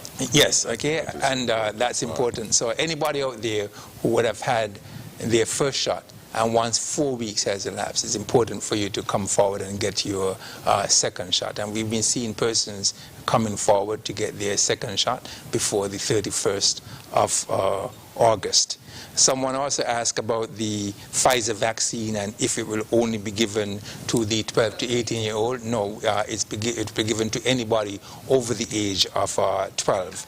And I'm happy that we have 11,700 doses now, and we should be getting 23,400 doses later on. So we should have enough to vaccinate adolescents and adults. And so once the vaccination program has started, you can come forward. Somebody also asked when we will be starting the vaccination program. We don't have a set date as yet because we are continuing to do the training, etc. with the nurses. There's a lot that has to be put in place where, you know, the Pfizer is stored at an ultra-cold storage, -80. We have to train them to thaw it up to -20 and then to refrigerated temperature. And so all this training is being done. So when we start the rollout, we can move forward, and that should be soon. Okay, thank you for that. Because I think he was asking the question, if you take one vaccine, can you, for your first jab, can you take another type of vaccine for the second? Yes, that's what I was going to say, because he did ask if you take the...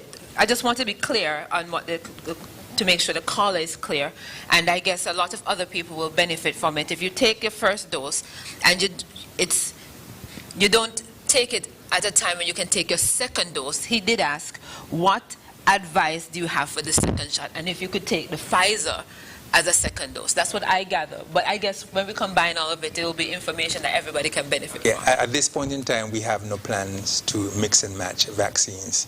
And so even, for example, if you got an AstraZeneca shot on the 30th of August, we would give you a date for at least 12 weeks down the line, with the understanding that we continue to source more vaccines, just like in the first batch. And hopefully once we get these vaccines within a couple of weeks, we will be calling you back in before the 12-week period to get your second shot. So there is no plan at this point in time to mix and match vaccines. Okay, thank you so much for that. Teamwork, good teamwork. Thank you so much. We have a question also about the Pfizer vaccine, asking if there's an established timeline for when between the first dose and the second dose. Yes, 3 weeks. Okay. We have a question about vending on North Square Street. The caller wanted an update on how that is coming along. North Street is moving along nicely. We have already the site being substantially prepared. Today we had blocks and cement being provided. Construction work has started today and will continue. Plumbing has already started. The electrical poles have been planted. They're already wired. And everything basically is on go. The SL Horsford and Company, just after 7 this morning, delivered additional supplies of material which will ensure that the program now can go full steam ahead. As I indicated in my opening remarks, we have already put aside about $100,000 to help with the preparation. Apart from the street lighting, which already taken to the site, and flood lighting, we will have CCTV cameras to provide an additional protection. We will have water on site, of course, for health reasons. We will have toilet facilities, etc., and proper disposal of waste on the site, and all those elements work has started in each area of that and will be brought to completion, hopefully, by next week. But today was a significant day. Those walls that were broken in being renovated and, being taken on them, and the contractor has been employed. The contractor reported on the job today, and he's been working closely with Ron Body and other technicians to ensure that the job is moving apace. So we are very confident about what is happening at North Street. We have some callers on the line holding, so we're going to go straight to the phone lines. Just to share with you quickly, once again, if you also want to participate and you're not sure how to, the numbers are listed at the bottom of the screen, but I'll also announce them right now. 466-2666, 662-8674, 767-4765, and the international line is 1-239-645-4500. You can also send WhatsApp messages to 661-5683, that's 661-5683, or 660-7168, that's 660-7168. So we'll go back to the phone lines now. Welcome to Leadership Matters. You're live. Hello, good night. Yes. Good evening. I want to congratulate the PM for doing a wonderful job for this Federation of St. Kitts and Nevis. And people are going to talk and say what they want to say, but don't study them PM. Keep doing your good work. You understand? God bless the whole of you guys. Good night. Good evening. Thank you so much for your contribution to the program. We'll take another call. Welcome to Leadership Matters. Hi, good evening to the panel. Good evening. And good morning to those on the other side of the world. I would like to commend the government for all the work that it's been doing. There was a call, I remember the Prime Minister asking about anyone who can help. Now, there was a case, this goes to a discussion for Dr. Wilkerson. I remember the first time I met Dr. Wilkerson. It was a great privilege. It was at the Jane France Hospital. My friend, he was going into surgery for appendicitis, and at the time he was told, not by the doctor but by someone else, to just drink a bottle of water and you'll be okay. And he chose to drink that bottle of water, and he was fine. He still has his appendix, and everything is fine with him right now. Now, the question is, are we interested in looking at alternative medicine? I mean, a simple thing as drinking water and being healed of appendicitis, where just before going into the operating theater, is something I think, the good doctor should be interested in. So the question is, are we really serious about getting the nation healed, and are we looking at alternative medicine and, putting God first in what we do? So that's basically my question for this evening. Thank you. Noted your question, and I will put it to the doctor. We'll take another call. Welcome to Leadership Matters. Good evening. Hello. Hi, good evening. You're live. Hello, good evening. My question is to Dr. Cameron Wilkinson. If you already have the 2 AstraZeneca vaccines and you're older, could you explain if we can get the boost, when we should get the booster shot, and if we're going to get the same AstraZeneca booster shot? Okay. Thank you so much for your question. We'll take another call. Welcome to Leadership Matters. You're live. Yes, good night, Ms. Lady host of the program, and to the members of the panel.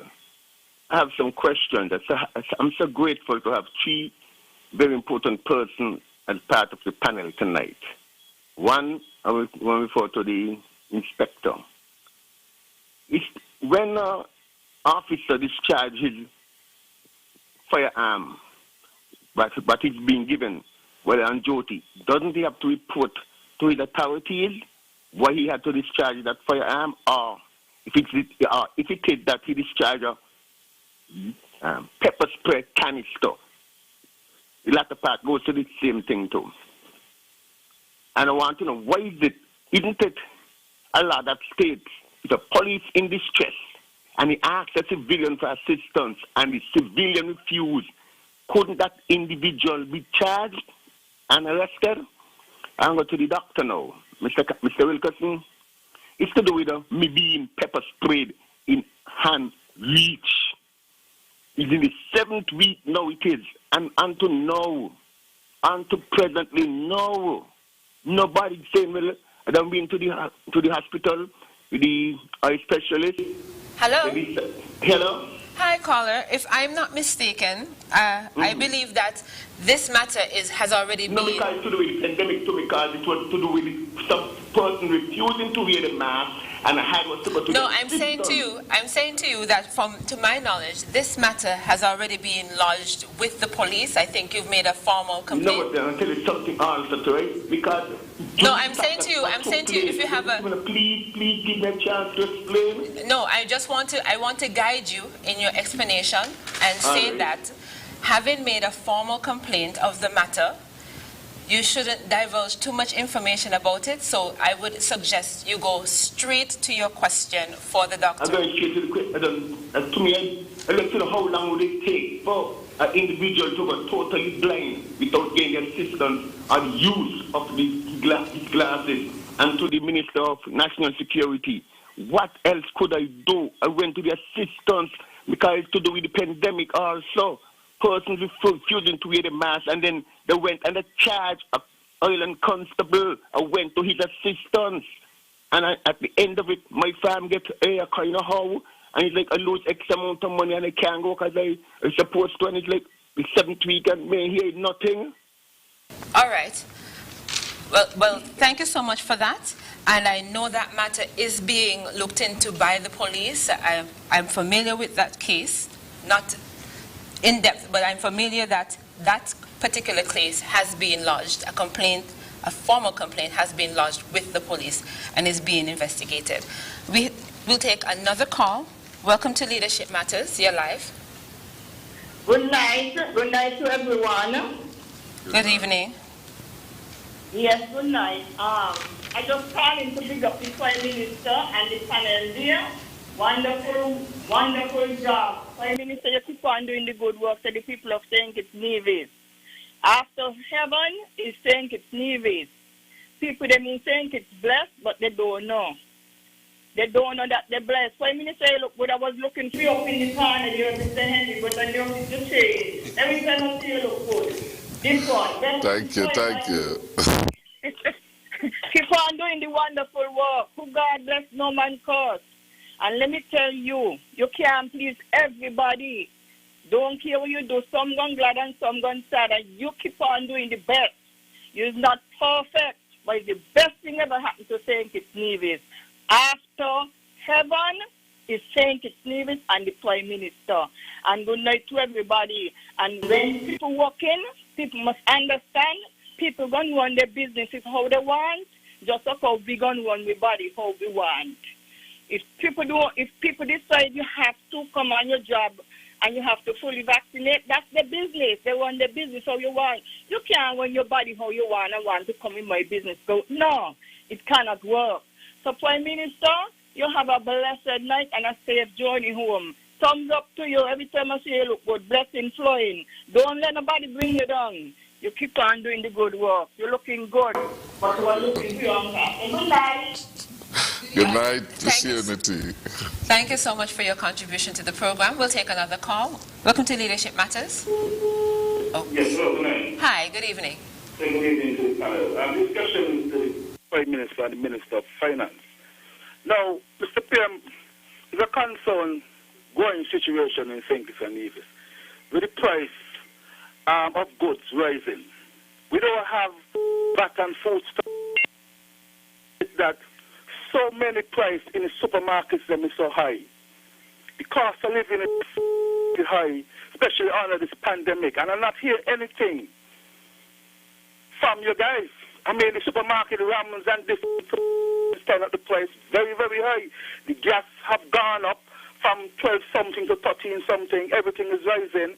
And the salary of $360 where you campaigned and said that is not any money. Where that if you get in, you will take up to $500 a week. And we are not seeing the salary moving, but we are seeing the... So that caller, I have never said any $500. So, never did.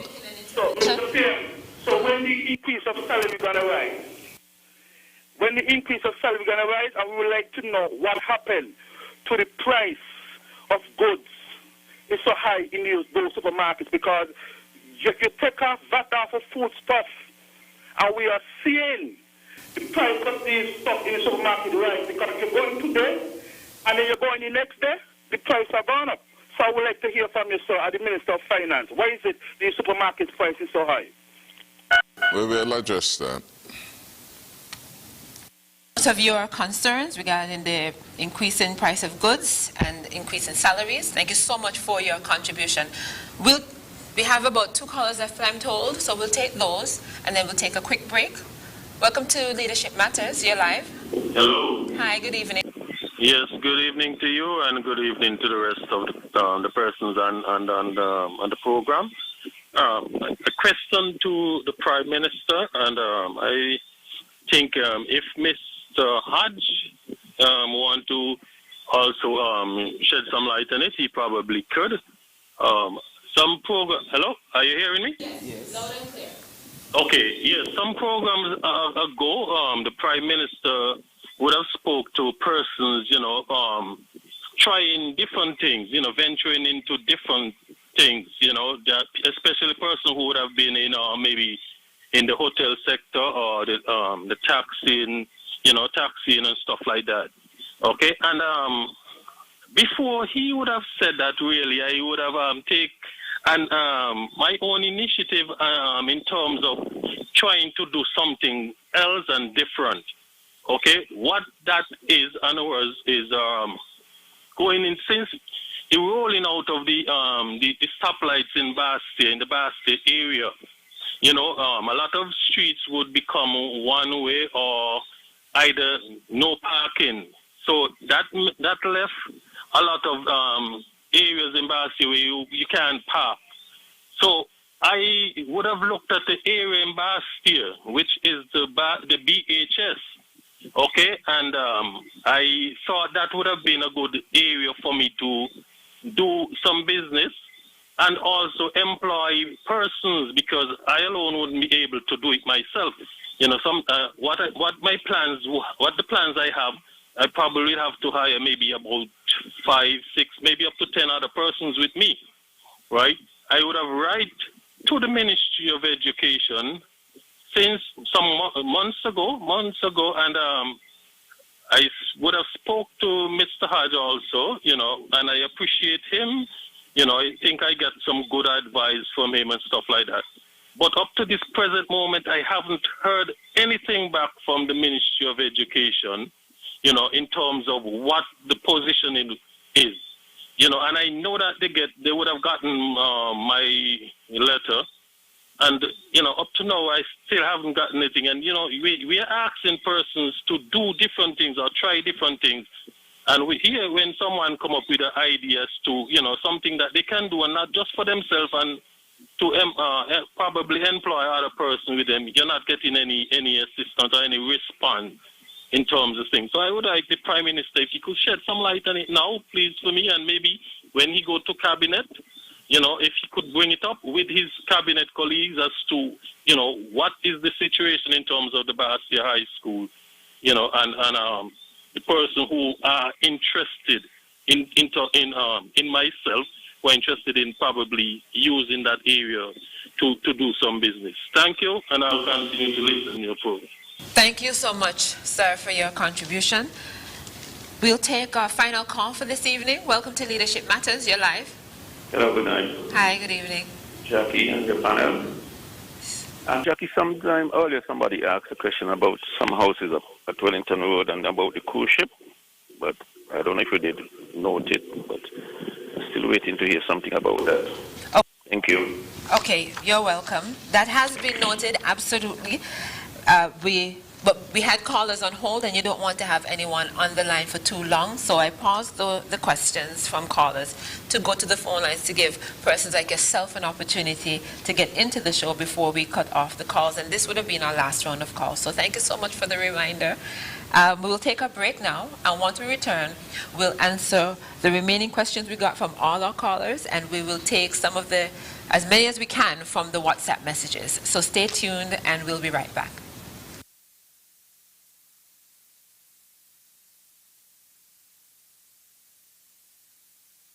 We know there are moments when life just doesn't go as planned, and our days pretty much takes us where it wants to.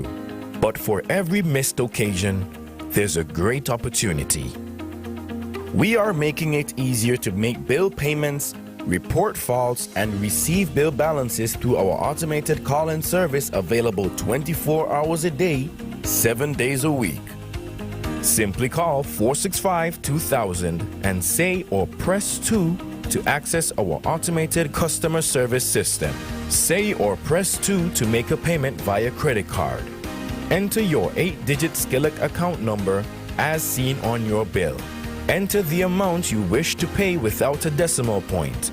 For example, enter 2000 for a $20 payment. Have your credit card on hand to enter your credit card number, expiration date, and security number. One phone call gives you the power to regain control of your day. Skillet's interactive voice response system. Skillet, powering responses.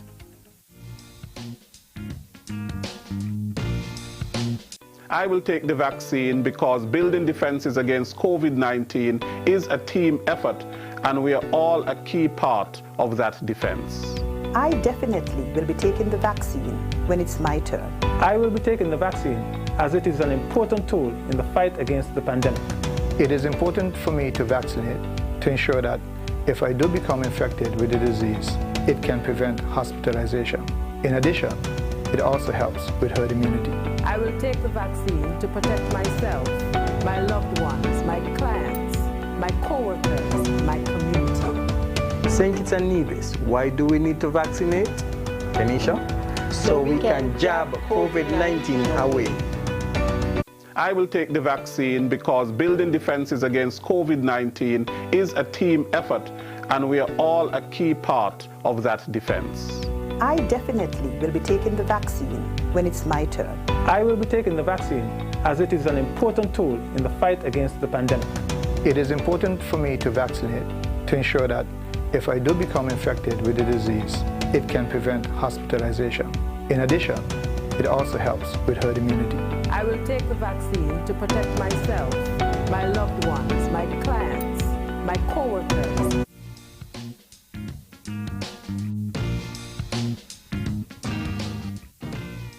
Never know where the head is at. So, welcome back to Leadership Matters. And my name is Jacqueline Bryan. I've been your moderator. This program is hosted by the Prime Minister of St. Kitts and Nevis, Dr. the Honorable Timothy Harris, and he's joined this evening by 3 special guests. They are Permanent Secretary in the Ministry of Education, Mr. William Hodge, Medical Chief of Staff at the JNF General Hospital, Dr. Cameron Wilkinson, and Superintendent of Police with the Royal St. Christopher and Nevis Police Force, Cromwell Henry.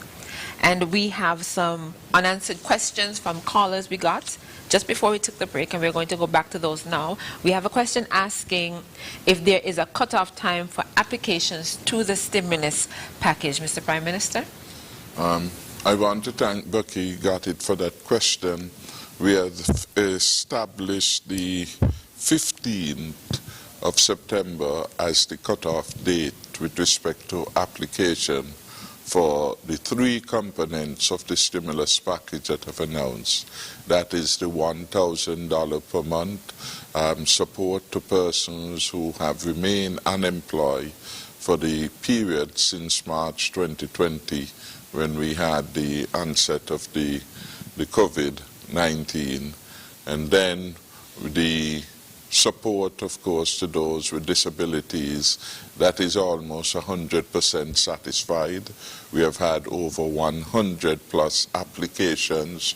When we look at the role of the special education, they have about 120 students there. So the numbers we have are reflective of that, and so I believe that that has been one of the most successful rollout, and we want to commend those who have persons living with disabilities for seizing the opportunities to have some additional support.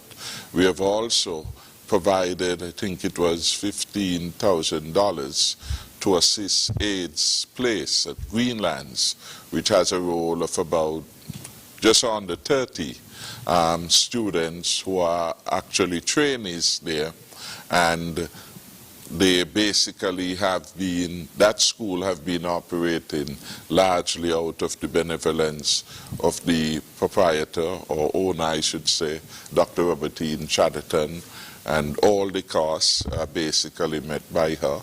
The building is in fact owned by her, and she has made that available. We had from them a budget for the next 3 months, and the government had been generous enough to give support so that those students or trainees, perhaps more aptly put, would not be disadvantaged. So we think that the cutoff of September 15th would certainly be a generous one. And based on the number of applications that have already come in, I think it is absolutely reasonable. So if there are persons out there who are interested in applying, they certainly are free to do so, and they will be processed.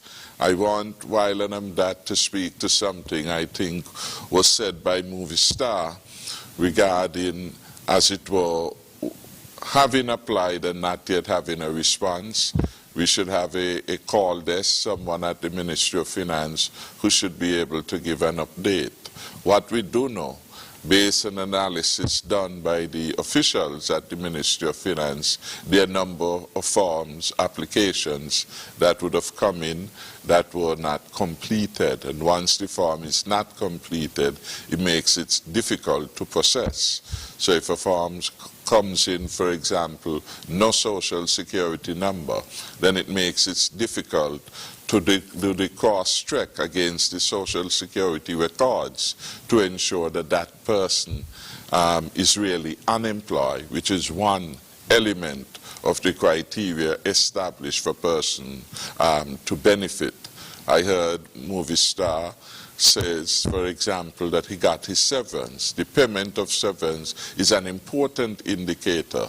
So if on your form you did not indicate that, then that form will have to be held over so that further investigations, contact be made with the applicant to ensure that the critical data is had, critical pieces of information is being had. If your severance was over 15,000, then you would be outside of the range for consideration. I believe in his particular case, the caller did say that he got below that amount, so he would qualify for that particular benefit. It is a lot of applications, near 4,000, 3,600 plus, I think I revealed this week, have come in. And so they will take some time to process, and the process involves several activities, ensuring completeness, as I just spoke about, doing the necessary cross-checking to ensure that the assistance is going to those targeted and intended to benefit. What I would say, if it is any comfort, and it should be, is that any application that is being denied by the technical team or the processing team will be further reviewed by a committee not involved in the processing. So a separate pair of eyes would be put to making a determination of the claims that are denied. And that is to ensure that the widest cross-section of persons would have had the opportunity to benefit from the stimulus package. So there will be a review process, and that process should be starting very soon. I will make a check with the Ministry of Finance to determine when that process of review would be in place. So again, I just urge again for some patience.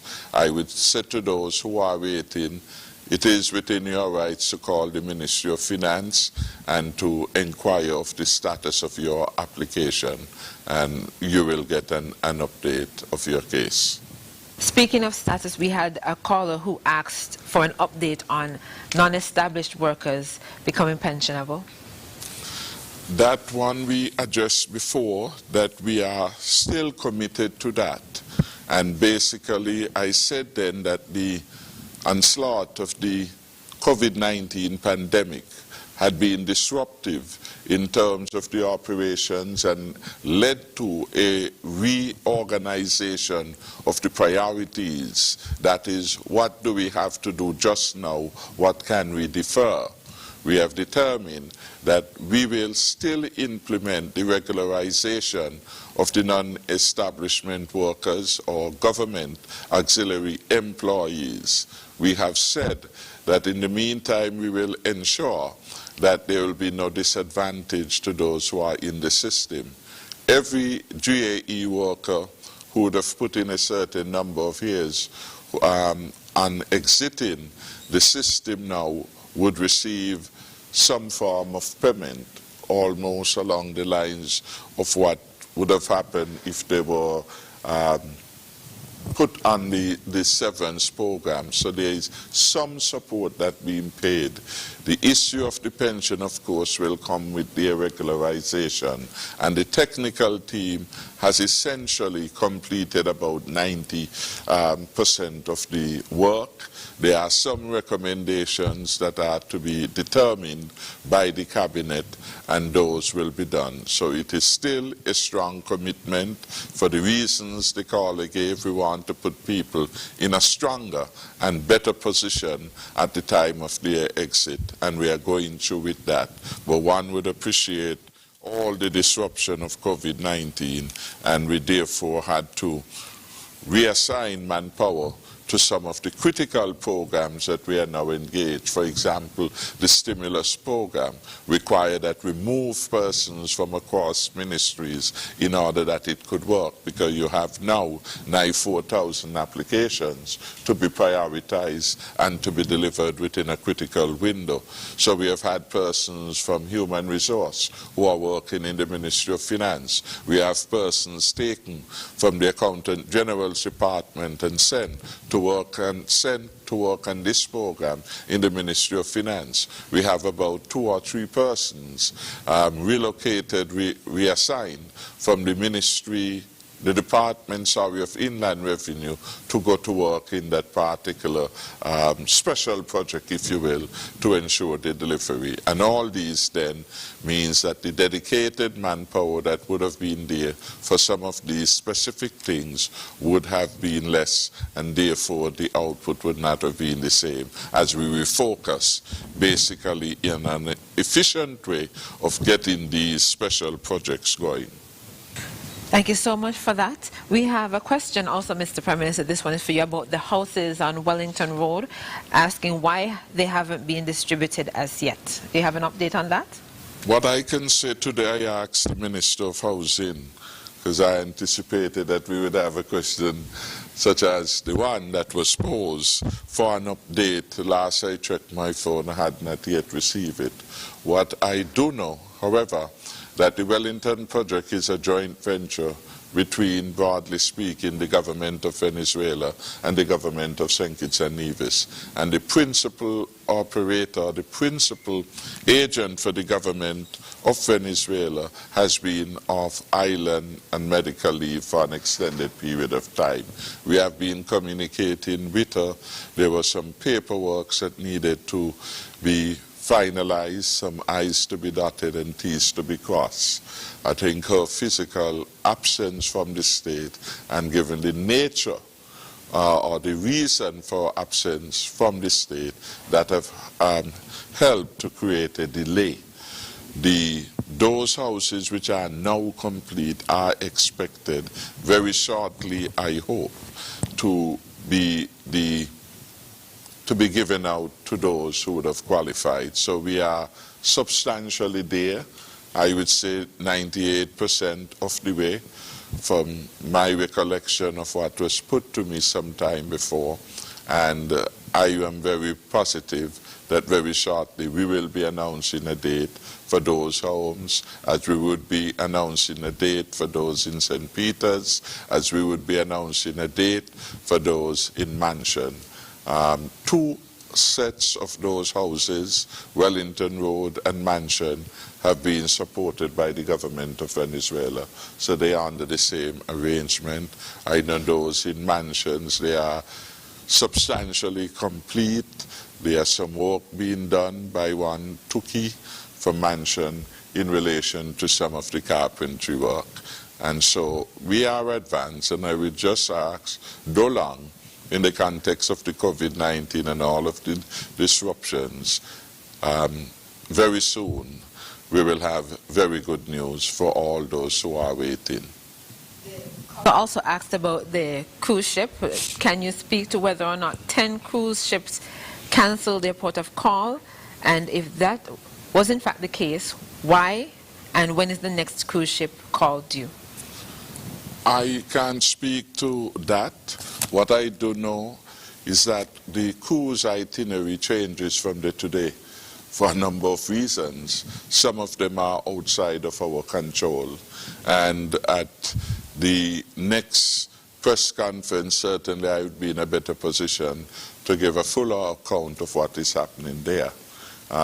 We don't control the itinerary of the cruise ships, and cancellation is not a new feature of the cruise business here or anywhere else. So I wouldn't put too much upon that. The government has a duty, nonetheless, in the context of the environment in which we live, to ensure that cruise visitors to our island would be able to operate in a bubble. That is our preference, of course. We do that to protect our people here, and we are working with the cruise lines. I know up to yesterday the Minister of Tourism and his chief advisor, Raquel Brown, should have been in consultation with them.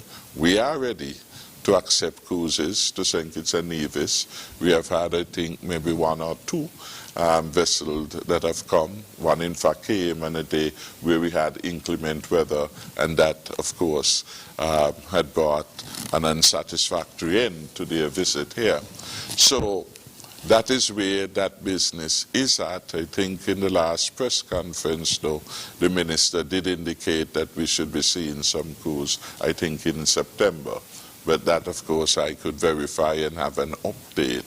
Because like with most things that are impacted by COVID-19, every day the news can change. And that is part of the relatively new normal we have to deal with at this time. But we are optimistic for the cruise season, and for the rest of the year we are going to have ships coming.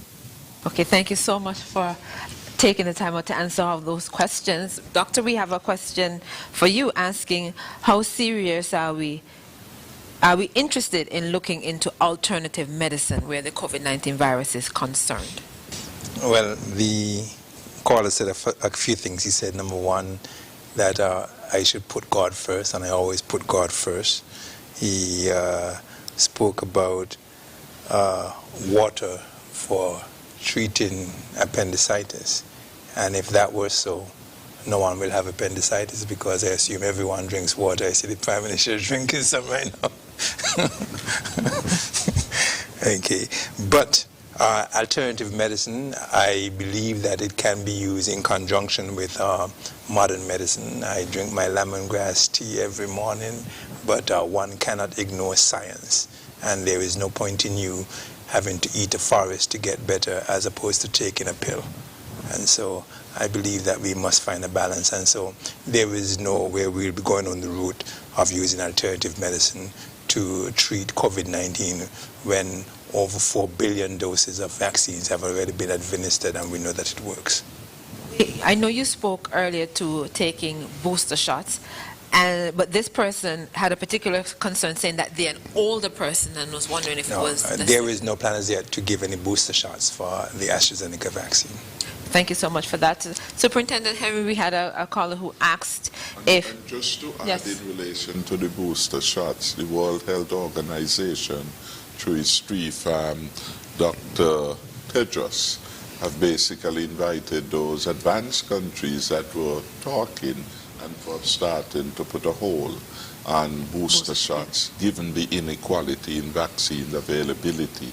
He felt that it was important for developing countries, poor countries, vulnerable countries in Africa, in Asia, all around the world, to be able to get at least their first shot in before countries begin to say that they are doing the booster shots.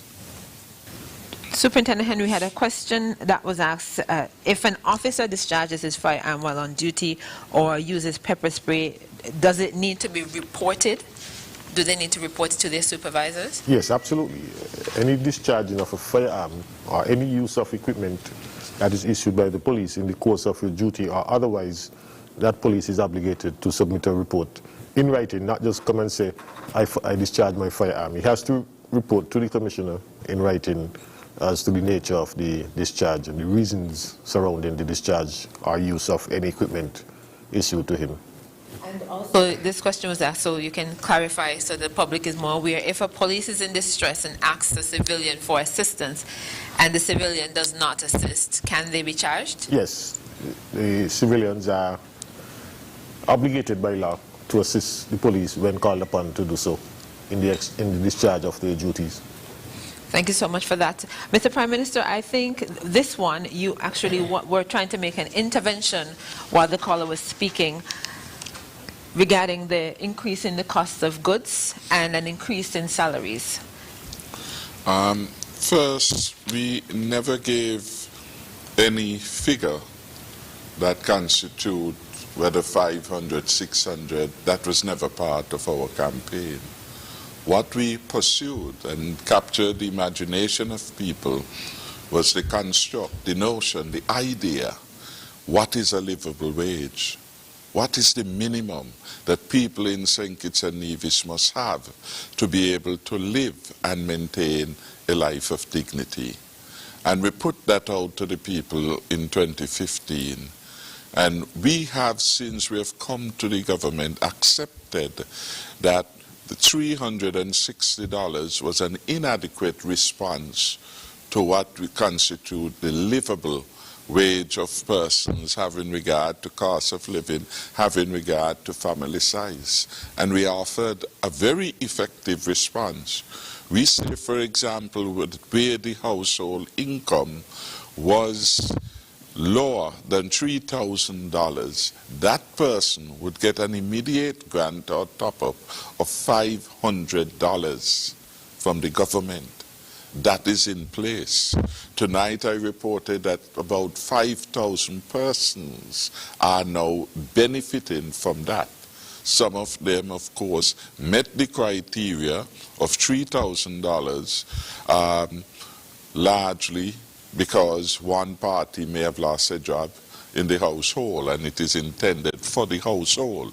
But $500 per month, if we take 4 weeks for ease of arithmetic, is adding $125 per week. So even if the caller was right, and he was very wrong when he said we did say 500, you add 125 to 360, you get 485.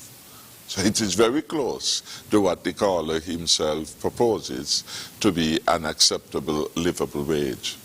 The more important point is that around the world there is an increased cost in the cost of living as a result of the, I would say, the pent-up demand that has come as societies open more from the COVID, persons learning to live more. You listen to CNN, you listen to BBC, that is now a talk.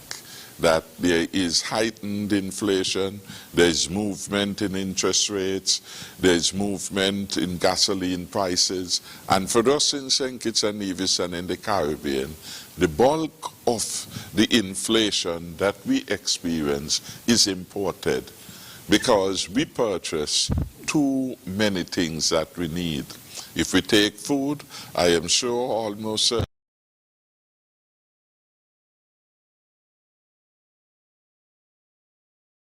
99% of everything, the dollar value of all that we consume. If we go to clothing, almost identical.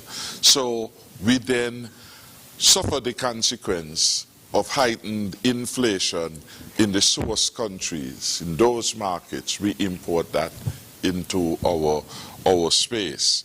On the other hand, when and for a prolonged period, cost of living was almost not moving in an adverse way.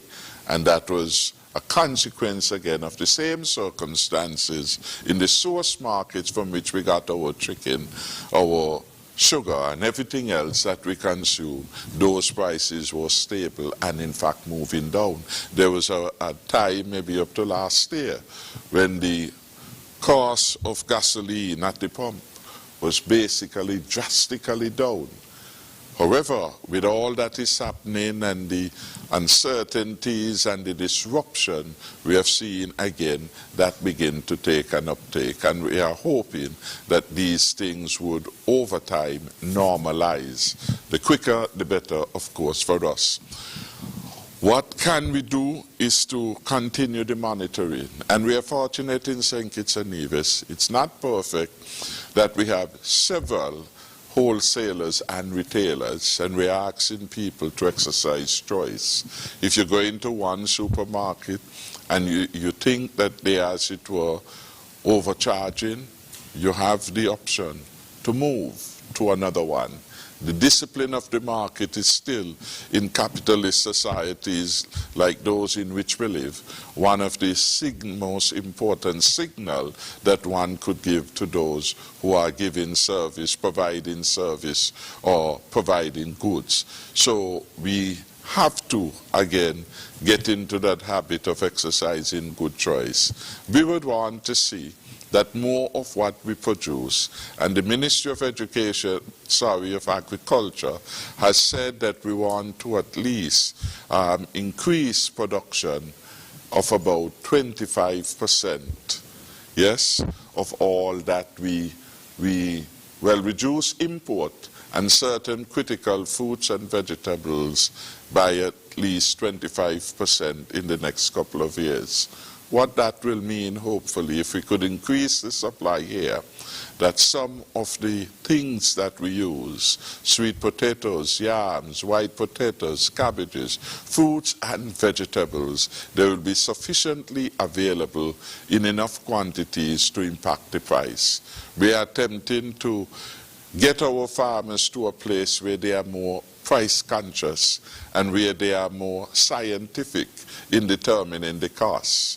The Agriculture Ministry had a project to assist farmers in determining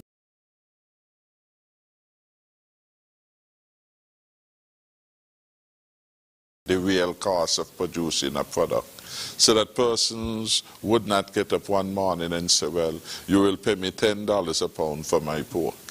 You know, that there is some link to some cost of that particular input, and that is a process that will take some time. What I would say, over the last couple of months, notwithstanding COVID, we have seen an overall improvement in the outputs coming from the agricultural sector. Fisheries, for example, for the first 7 months so far, is showing a 25% increase, which is substantial and perhaps would be historic.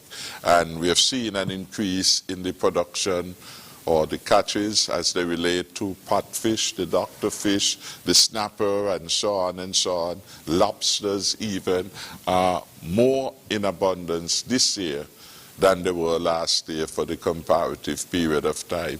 And we hope with all of these increasing in production, both crops, livestock, fisheries, that over time we are going to see a further reduction in the prices as farmers and vendors develop a better attitude to marketing, as people begin to recognize that really it is not so good to have all your goods there waiting, or most of them, to take back from whence they came, because you are determined that this is your price and you either take it or leave it.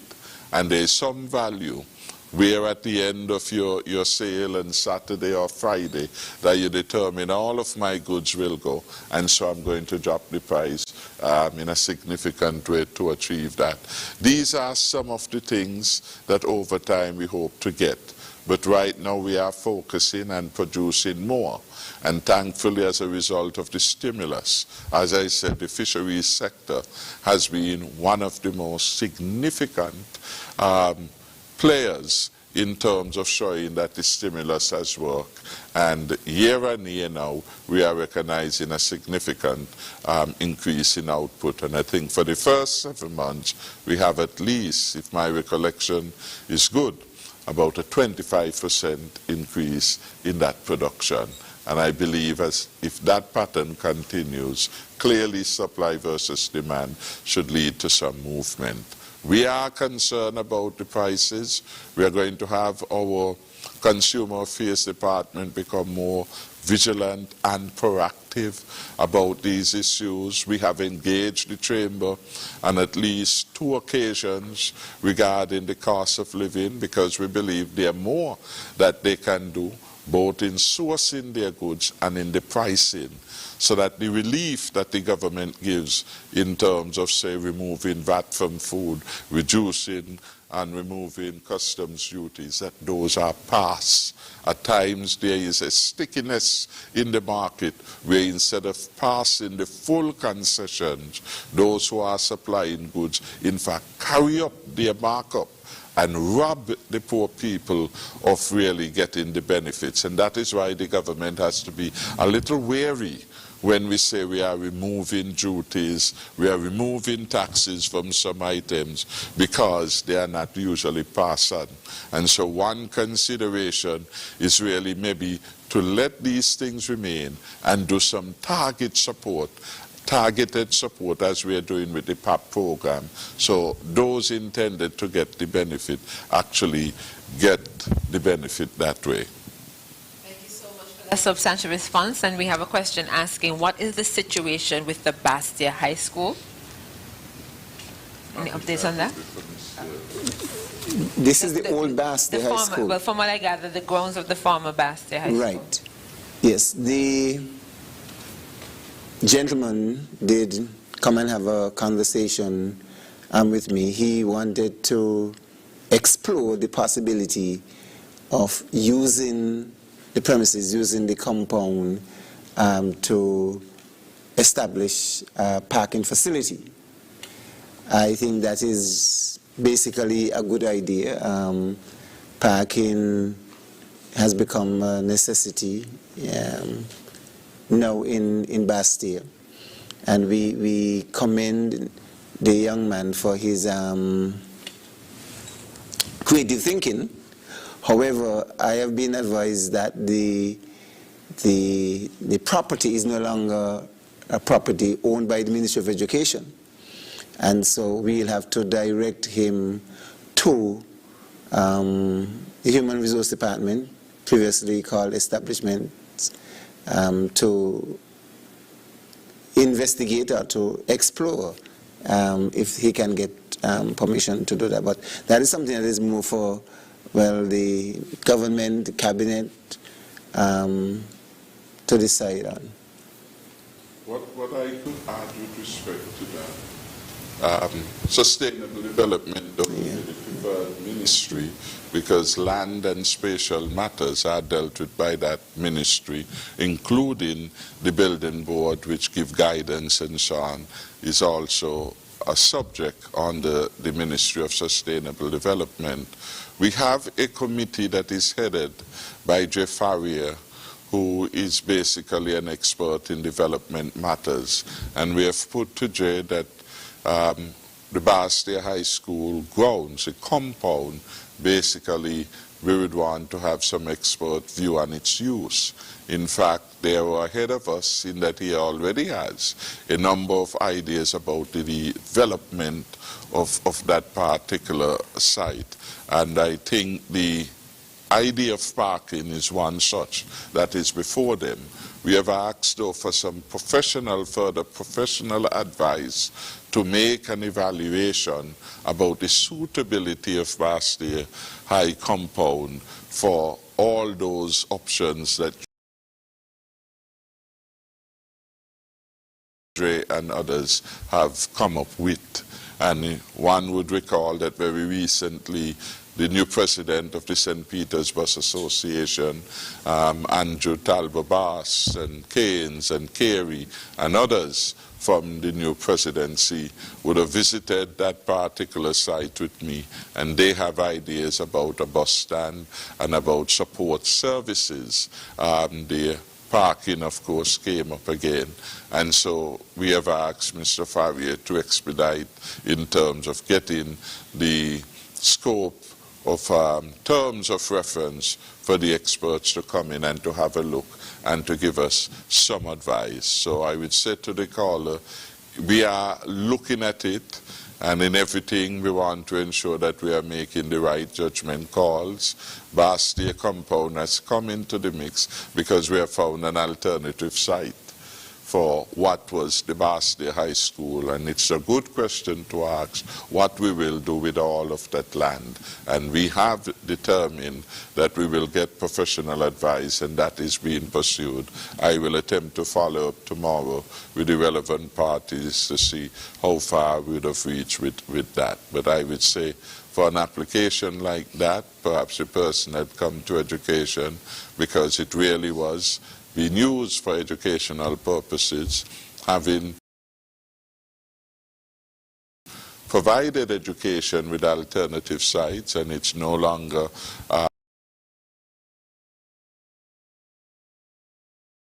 basically being used in that regard, sustainable development more than the Ministry of Establishment would be a better area to turn to submit applications. We will go quickly to some of the WhatsApp messages that we received before we bring tonight's program to a close, and I will try to get through as many as possible. We have a question here asking, well, this first message is a question and a statement. Good night. Are those new cases of COVID in St. Kitts and Nevis quarantined in a government facility? And some of the bus drivers are not following the protocol. The police need to be aware of that. Doctor, are those new cases quarantined in a government facility? Most of the cases are quarantined at home. Do you anticipate that schools would continue to operate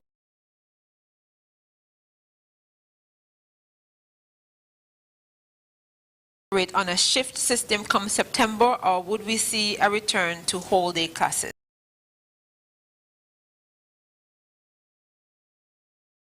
Mr. Hodge? That is something we have been wrestling with. The year ended with only Basti High School and Washington Archibald High School continuing the shift system, because of course those are our two largest schools. And there has been quite a number of requests from parents, from teachers who want to return to full-day instruction. We have had a brief conversation with Dr. Laws. She has advised that we get the actual enrollment for each class. And so when we are able to meet with the task force, we'll have some conversations around that. But it is something that we have been wrestling with. A final decision has not been made, and we'll have to make this closer to the time. The schools, the school management are aware of this, and so they are working with alternate plans for a shift as well as a non-shift system.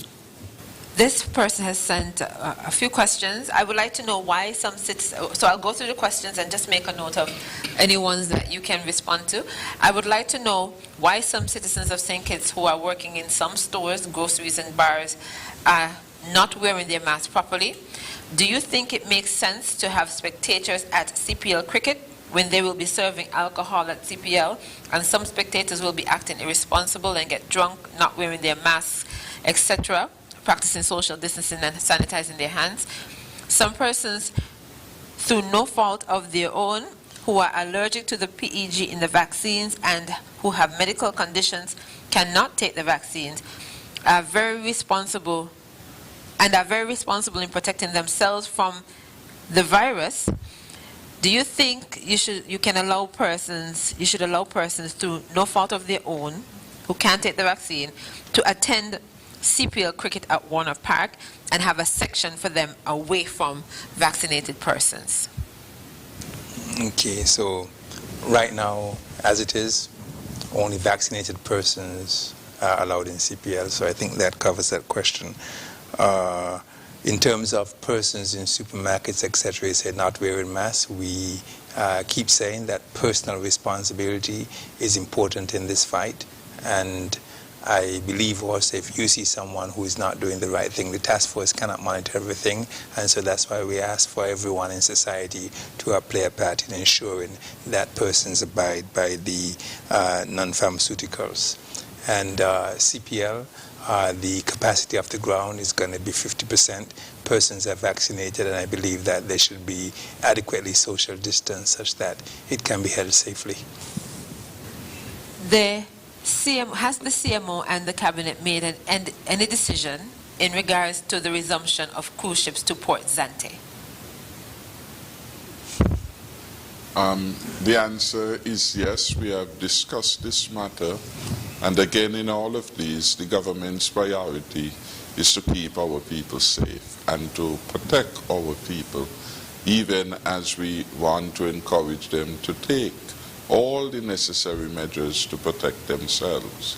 In that regard, we are committed in principle, and we have accepted that the cruise ships will return to Port Sante, that it will be organized in terms of a bubble, and the Ministry of Tourism and the task force are working. In fact, they had started that plan some time ago, and Mr. Abdias, who head the task force, was given the directive from the cabinet at our last meeting to bring to some clearer endpoint those conversations with all the parties involved in the Port Sante operation, the Ministry of Tourism, to ensure that we can do this in the safest possible way. So that is a work in progress, and yes, we are committed to return of cruise ships to St. Kitts. In fact, they've already returned. We have facilitated them. So it is not that we had put a stop on any. There have been a lot of misinformation. The cabinet never put a stop. In fact, cruise ships stopped coming here largely because the CDC, Centers of Disease Control, put a ban on their movement because they had become the epicenter for a lot of cases, COVID cases. And so it was only recently that the Centers for Disease Control gave, of course, the approval for cruise ship again to continue to do business. And then they fell into difficulties over certain decisions made in Florida by the governor there. All these are external to us. But our main concern in every space, whether it is in manufacturing, whether it is in the construction industry, wherever it is, that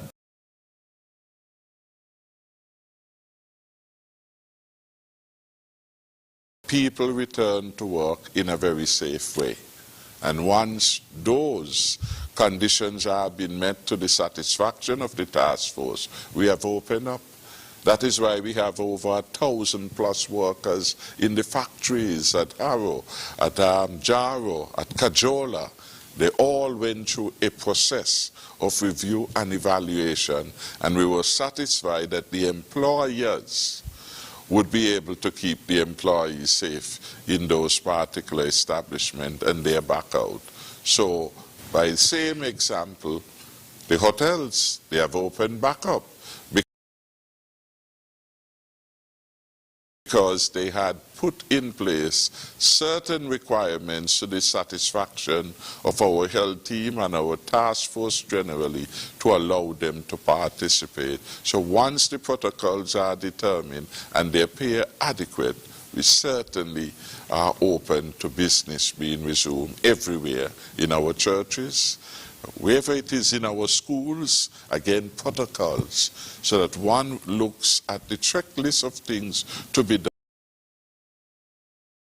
done, and one can then arrive at a reasonable conclusion that the environment is safe. That is all that we are asking.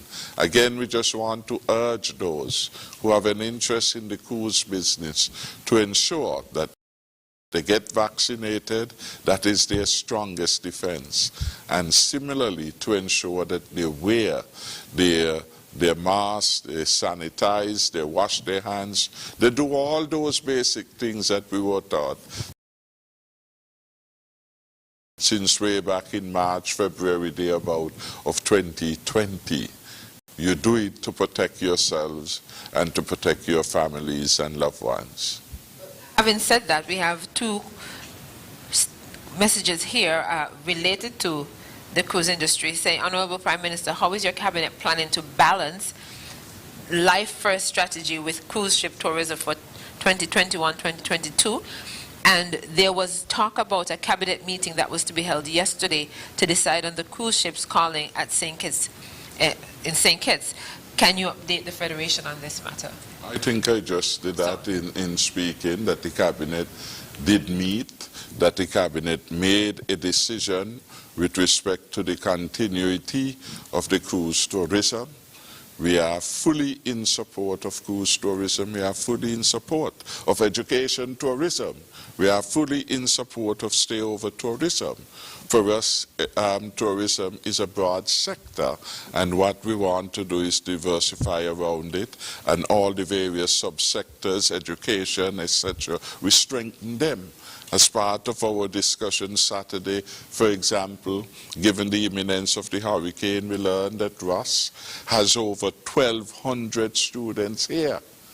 They came back under certain established arrangements, chartered flights, etc., etc., a program for moving them safely from the airport to particular venues where they could be quarantined safely. So again, once the protocols are established and are going to be complied with, usually there is no problem. The hotels are open. The crews had begun to come here. They operated in a bubble and so on, and they went over at Carambola in the first iteration, if you will. We have said that going forward, for broader benefits to flow, that we would want our PSV use at Port Sante, and so that is the mandate now. So again, there had never been any uncertainty, at least expressed by the government, regarding cruise. The government concern has always been and must continue to be, whenever business is being transacted, it has to be done in a way that is safe for everyone. And we are satisfied that appropriate arrangements can be made to ensure the safe revisitation, if you will, of the cruise ships to Port Sante. That then is a matter for the technical team, the Ministry of Tourism, to provide leadership, guidance, support, engage the stakeholders anew and as often as is possible in collaboration with the task force, and that work had started for some time now. So it's basically filling in whatever gaps there are, and we expect by the next time cruise ships would come, Port Sante will benefit from that call. So we are very optimistic about that and about the future. But the future is not just in our hands. Mr. Hodge, this person is asking if you're aware of a situation in which the Irish Town School has been leaking for 5 years now. Can you speak to that, if you're aware and if it is true or not? The school can't be leaking. If not, we won't be having school there. There might be some aspects where there are leaks. We have a unit within the Ministry of Education that the responsibility of those persons are to visit schools to determine what needs to be done in terms of maintenance. That unit is headed by a Miss Melva Walters, and the unit does a very thorough job with this. In addition to that, principals are required to write to the Chief Education Officer reporting any damage or any repairs that need to be done, and they do this faithfully. These repairs are to be undertaken by the Public Works Department. In an effort to get some of these work done, the Ministry of Education meets with Public Works every 2 weeks, fortnightly, and to check in to see what has been done. We identify what needs to be done and things like that. So there might be some leaks. I can't say that the principal has not written. I can't say that Ms. Walter's team has not identified. I can check with her tomorrow to see what exactly that is about. But we tend to do our best to try to get repairs done, maintenance done.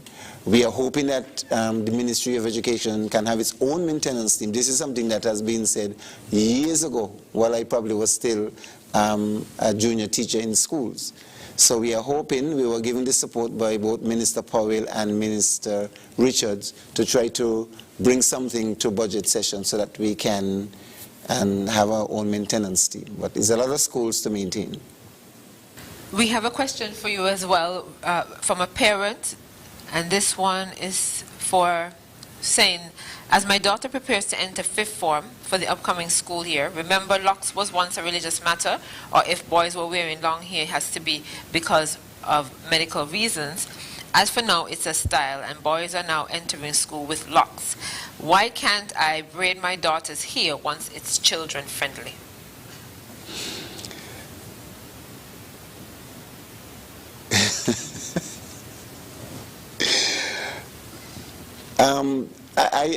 I know that children are supposed to be well-groomed. Students are supposed to be well-groomed in uniform and their hair, following the prescription or the regulations in relation to their socks and shoes and all of that.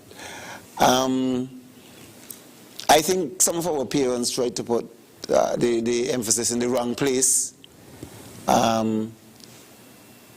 We need to encourage our girls in school to look like girls when they come to school and not mature women. And so they need to, as the old people will say, plait their hair, rope their hair, guinea their hair, all those things. They go and they buy all these hair. I used to call them HBO, borrowed from others, and come to school to adorn themselves. They need to put the interest elsewhere, and that is my very candid. I'm glad that as a principal I didn't have to deal with those issues. Those were non-entities at my school as a principal. Okay, I would tell my girls, leave those flamboyant hairstyles for when you get in the bank. But the parent is saying that the style will be children friendly, if it would be acceptable if it's children friendly. That is very subjective. What is children friendly? In my school, in my day, it had to be my friendly, the principal friendly to allow it. Right? I think that our students are getting away with more than the way they come to school attire sometimes. And, because one or two persons might have taken a principal to court. And so, these things have become issues. But I would like to encourage that parents to make sure that your daughter's here nicely combed, well-groomed, and she's going into 5th form. She has to focus now on getting those subjects under her belt. That's where the emphasis should be. We're almost through with the questions, just a few more. This one says, good evening, Mr. Prime Minister. I must commend you and your team thus far on the job you have been doing in light of this pandemic. I am an entertainer who has been hit hard due to the closure of the entertainment industry, and I would like to know, 1, what is the government doing about the number of persons who still have not been paid from the 2020 election campaign? 2, when can we expect payment? And 3, in terms of relief, about 90% of entertainers in this country do not have official business licenses. At a time like this, when they cannot effectively go out and ply their trade, what assistance can be given to them? Well, very quickly, payment for campaign is not a government matter. That would be a matter for political parties. And so those who would have recruited entertainers, the entertainers should go directly to those persons to seek for settlement. That certainly cannot be paid from the Treasury. With respect to what we are doing, we could put the question the other way. What it is the entertainers are proposing to the Ministry of Entertainment to ensure that the environment in which they operate would be satisfactory and conducive to them being able to ply their trade more fully. And that is the question.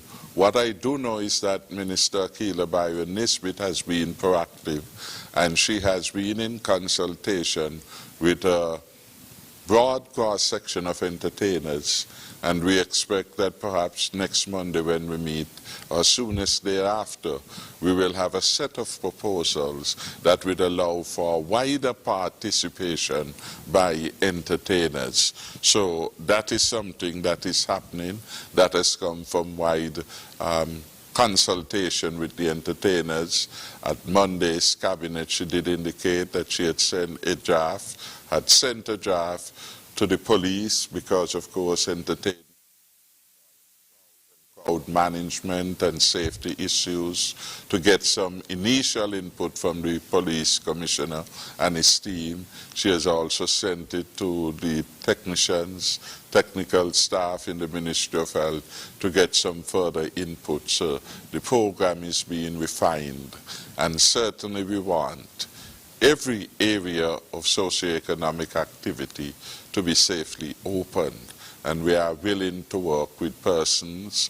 Persons know what it is. They know the danger of the environment in which we are engaged, and they can come up with ideas as persons involved in their particular areas and say, this is what we can do to satisfy the problems, to satisfy the concerns of the Ministry of Health, for example. This is what we recommend we put in place to satisfy the concern of Superintendent Cromwell Henry.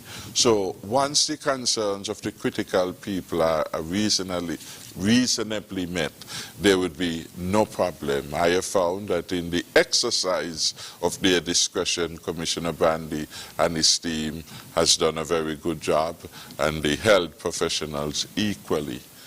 Our policy is not an exclusionary one, it's one of inclusion, and we want people to be included in something good and something safe. So once we get recommendations from the entertainers, we certainly will examine them and do the best that we can. That is what I could say at this particular moment in time. When we see the particulars, you will know, and we will communicate how far we reasonably can go. But every sector that we have engaged, the government has been helpful. We have, for example, in relation to some sectors, waive certain payments for vendors. That down at the terminal, we have reduced unincorporated tax for small businesses by 50%. We have gone to the central bank. We have ensured the deferral of loans to persons in St. Kitts and Nevis who had mortgages from financial institutions. So we have been working diligently behind the scene and in front of the scene to really ensure that we have an improved quality of life for our people.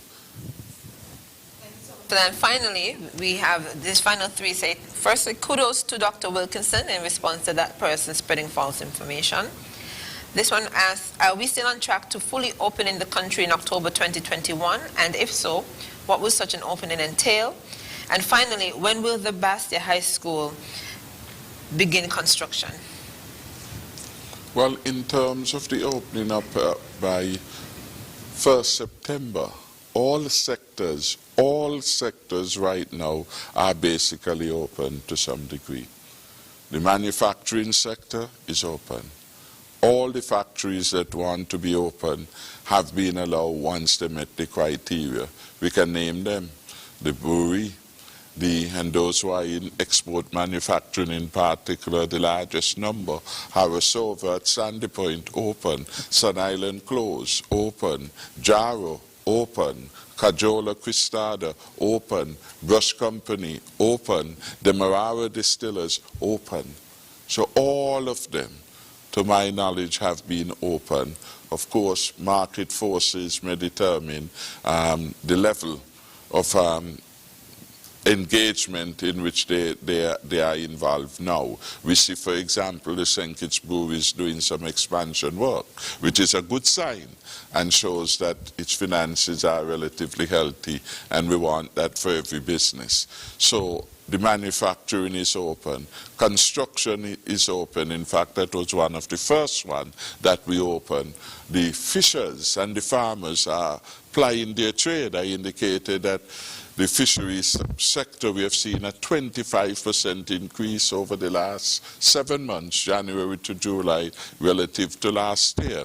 The crop section has also shown sign of improvement. So our farmers are feeding us. You go to the market, you see a wide array of fresh produce, and we have now an abundance of local fish types available. Those sectors are open. What had been left particularly challenged had been tourism, but they have been open. They have been open since last year. The hotels went through their processes of inspection. Marriott is open, Koi is open, Park Hyatt is open, Four Seasons is open.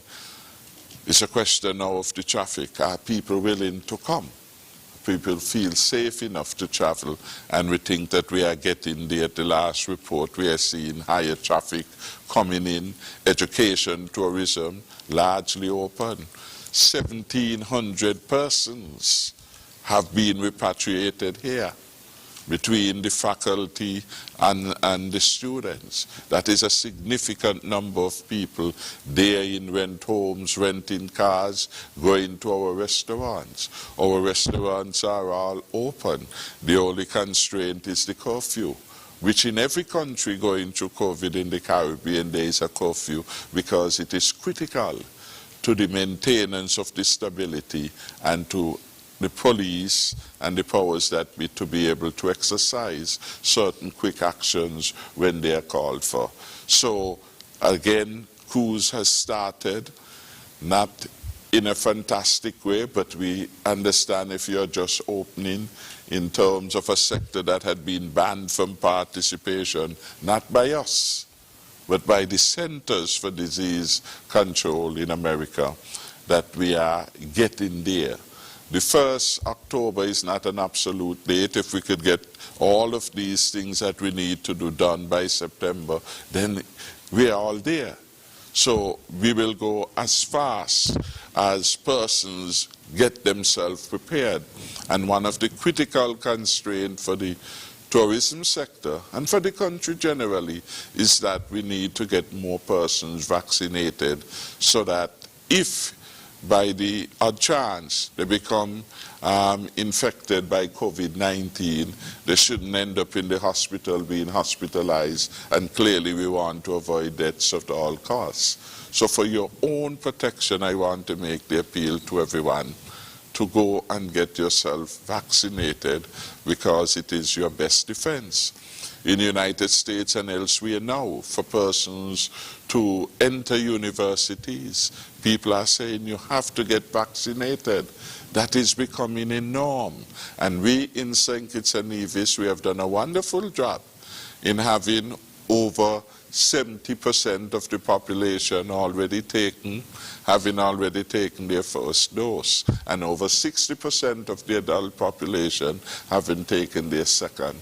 But we need to get as close to everybody, as close to 100% of those who are vaccinated, who can be vaccinated, to be vaccinated, particularly because of one of the reasons Dr. Wilkinson advanced tonight. We are having variants, and the variants are going to attack more significantly those who are unvaccinated. That is what the science, that is what the evidence have both shown to date, and that is why we continue out of love, care, and concern for our people to say, get yourself vaccinated, do not take a chance. The life you will save may be your own, that of your child, that of your loved ones. Because as these variants take shape, they are becoming more deadly.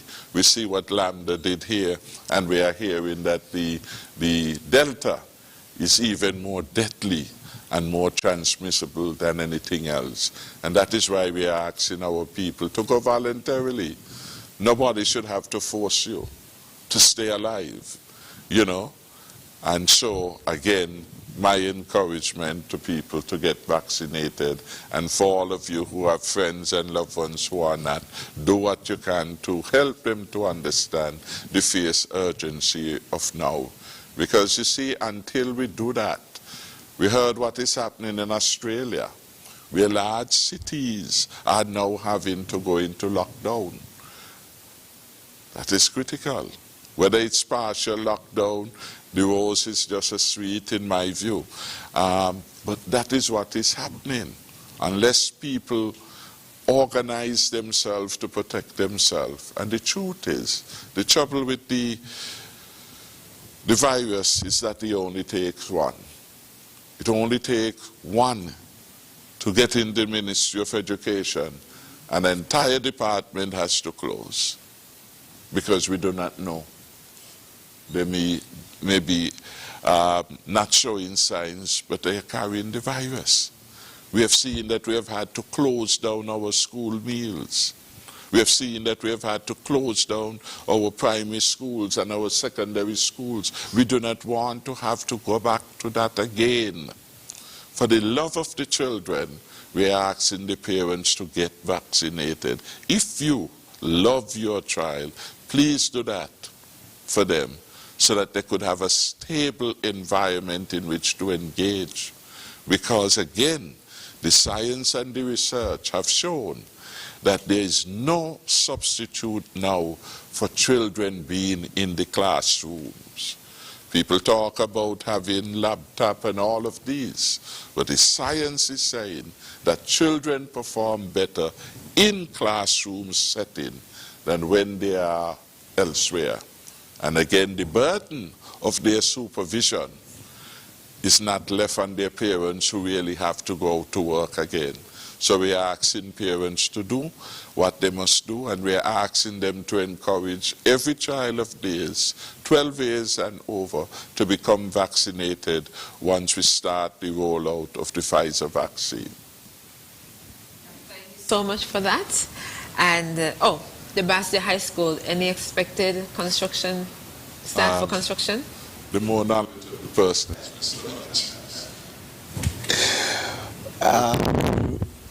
Actually, the program of work has been turned over to Public Works. They are to supervise the actual construction of the Basse High School. But I know things are happening. We have actually started paying to have certain things put in place. Insurance has been taken care of, is in process of being taken care of, and a lot of other things that I never anticipate would happen. So we definitely hoping that we can break ground soon enough. I would hope that that will happen during this upcoming term. I wouldn't say academic year, but this term. Thank you so much for that. So, gentlemen, we've had quite a show this evening. I'm going to ask you if you could just briefly offer our listeners and viewers some closing remarks as we bring the program to an end. So we can begin, as usual, in the reverse order of how we started. So Superintendent Cromwell Henry, we'll begin with you. Thank you very much, Jackie. It was indeed a very inspiring, educational, informative program this evening. Not much questions came my way, and that is a good sign. It means that persons are quite familiar with the laws with respect to the COVID and what their obligations are. But for some reason, we're still not seeing that translated into action. And so we want to again remind persons of their duties, their obligation to comply with the basic protocols, the non-pharmaceutical protocols. We prefer, of course, if you get vaccinated and complement that with the non-pharmaceutical protocols.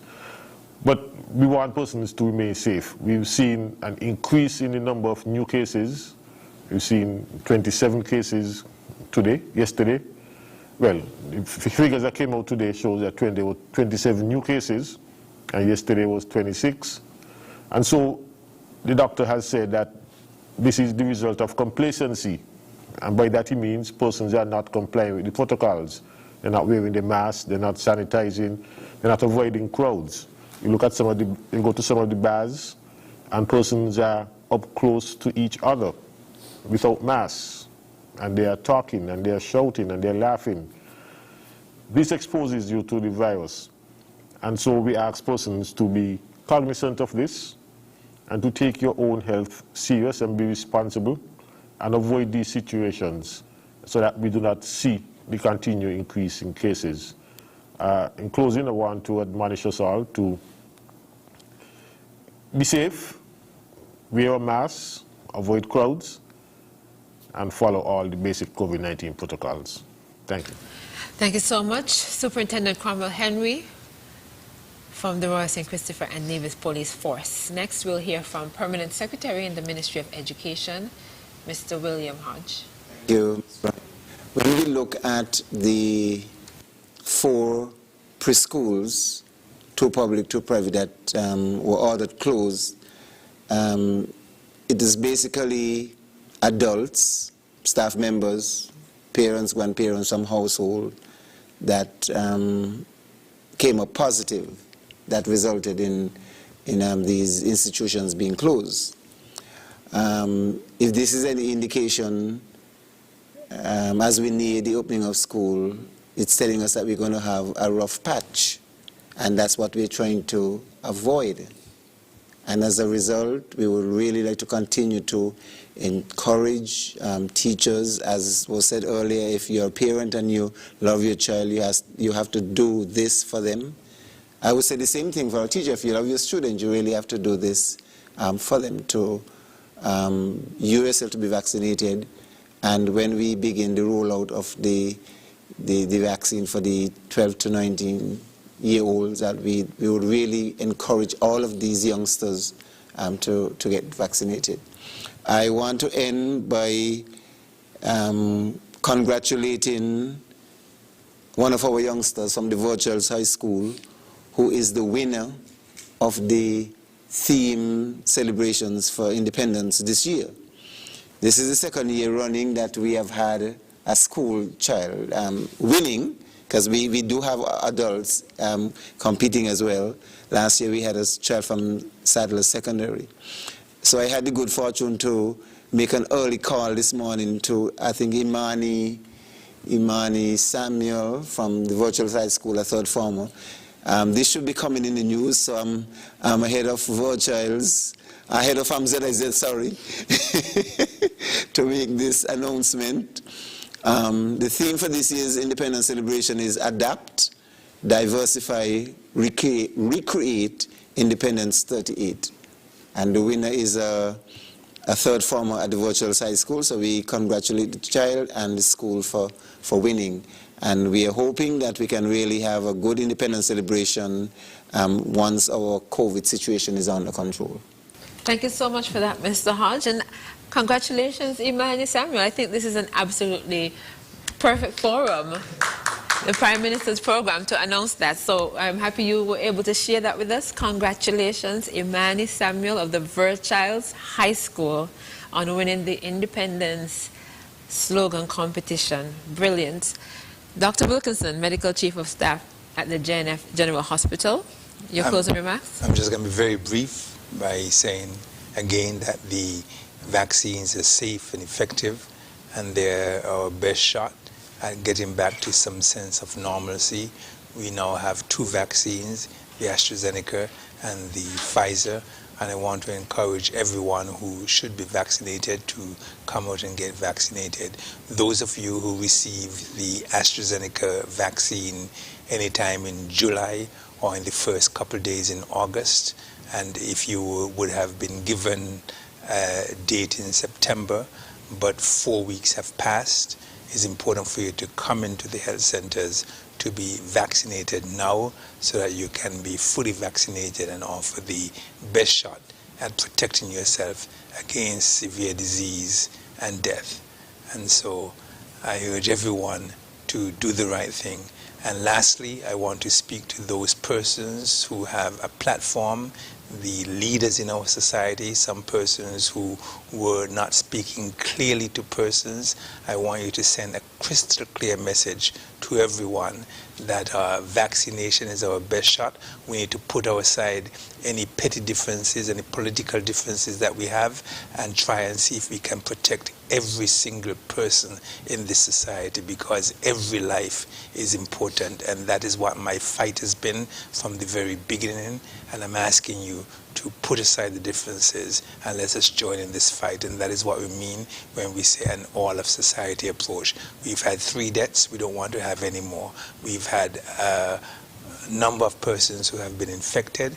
We can decrease that number by making sure you protect yourself through vaccination. Thank you. Thank you so much, Dr. Wilkinson.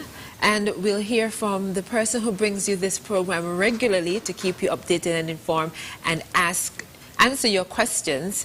Prime Minister, Dr. the Honorable Timothy Harris. Mr. Prime Minister. Thank you, Jackie. I want to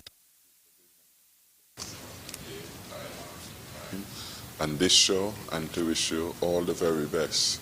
Equally, I must thank each of the panelists for bringing very good information and for being available to answer questions which persons had on their minds or their friends had on their mind.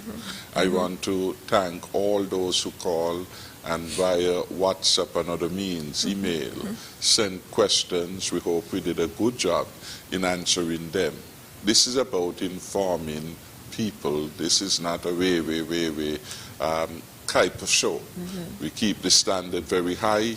It is intended to share information needed for people to better organize their life. And tonight I learned from the presentations of the panelists, I learned from some of the questions posed, and maybe that is why I keep coming back time after time.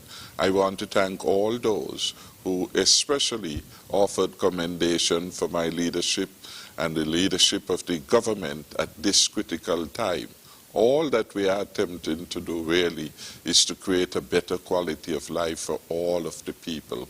And we certainly will get there. I am confident that with God's grace, we certainly would. Again, just a reminder, the vaccination is not a unity thing. It's not a Tim Harris thing. It is not a Cameron Wilkinson thing. Neither is it Mr. Hodge thing or Cromwell.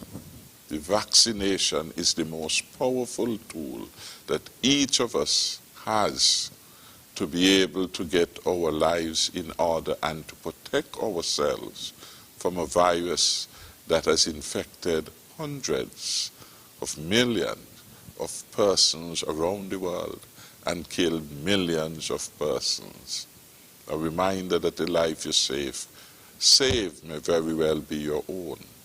And to caution those who for political reasons and other reasons are seeking to discourage people from protecting themselves, that they must not do an injustice to people.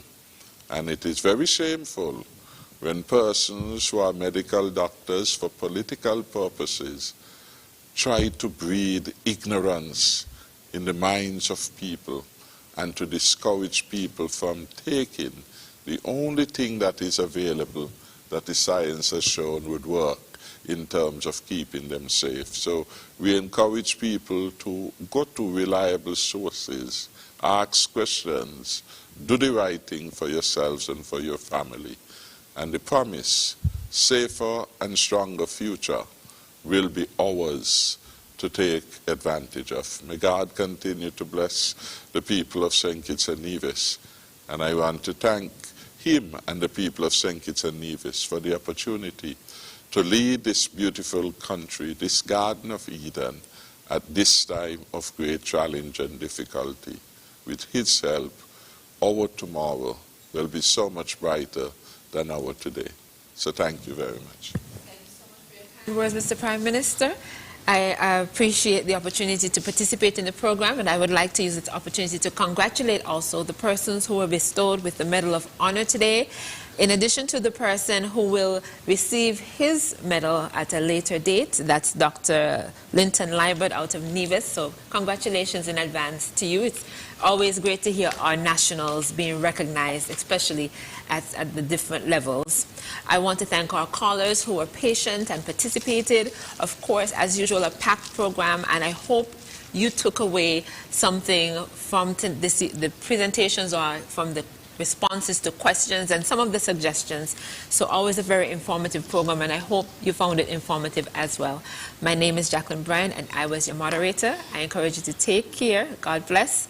And remember, Leadership Matters is aired on ZIZ Tuesdays from 8 p.m. So until next time, take care.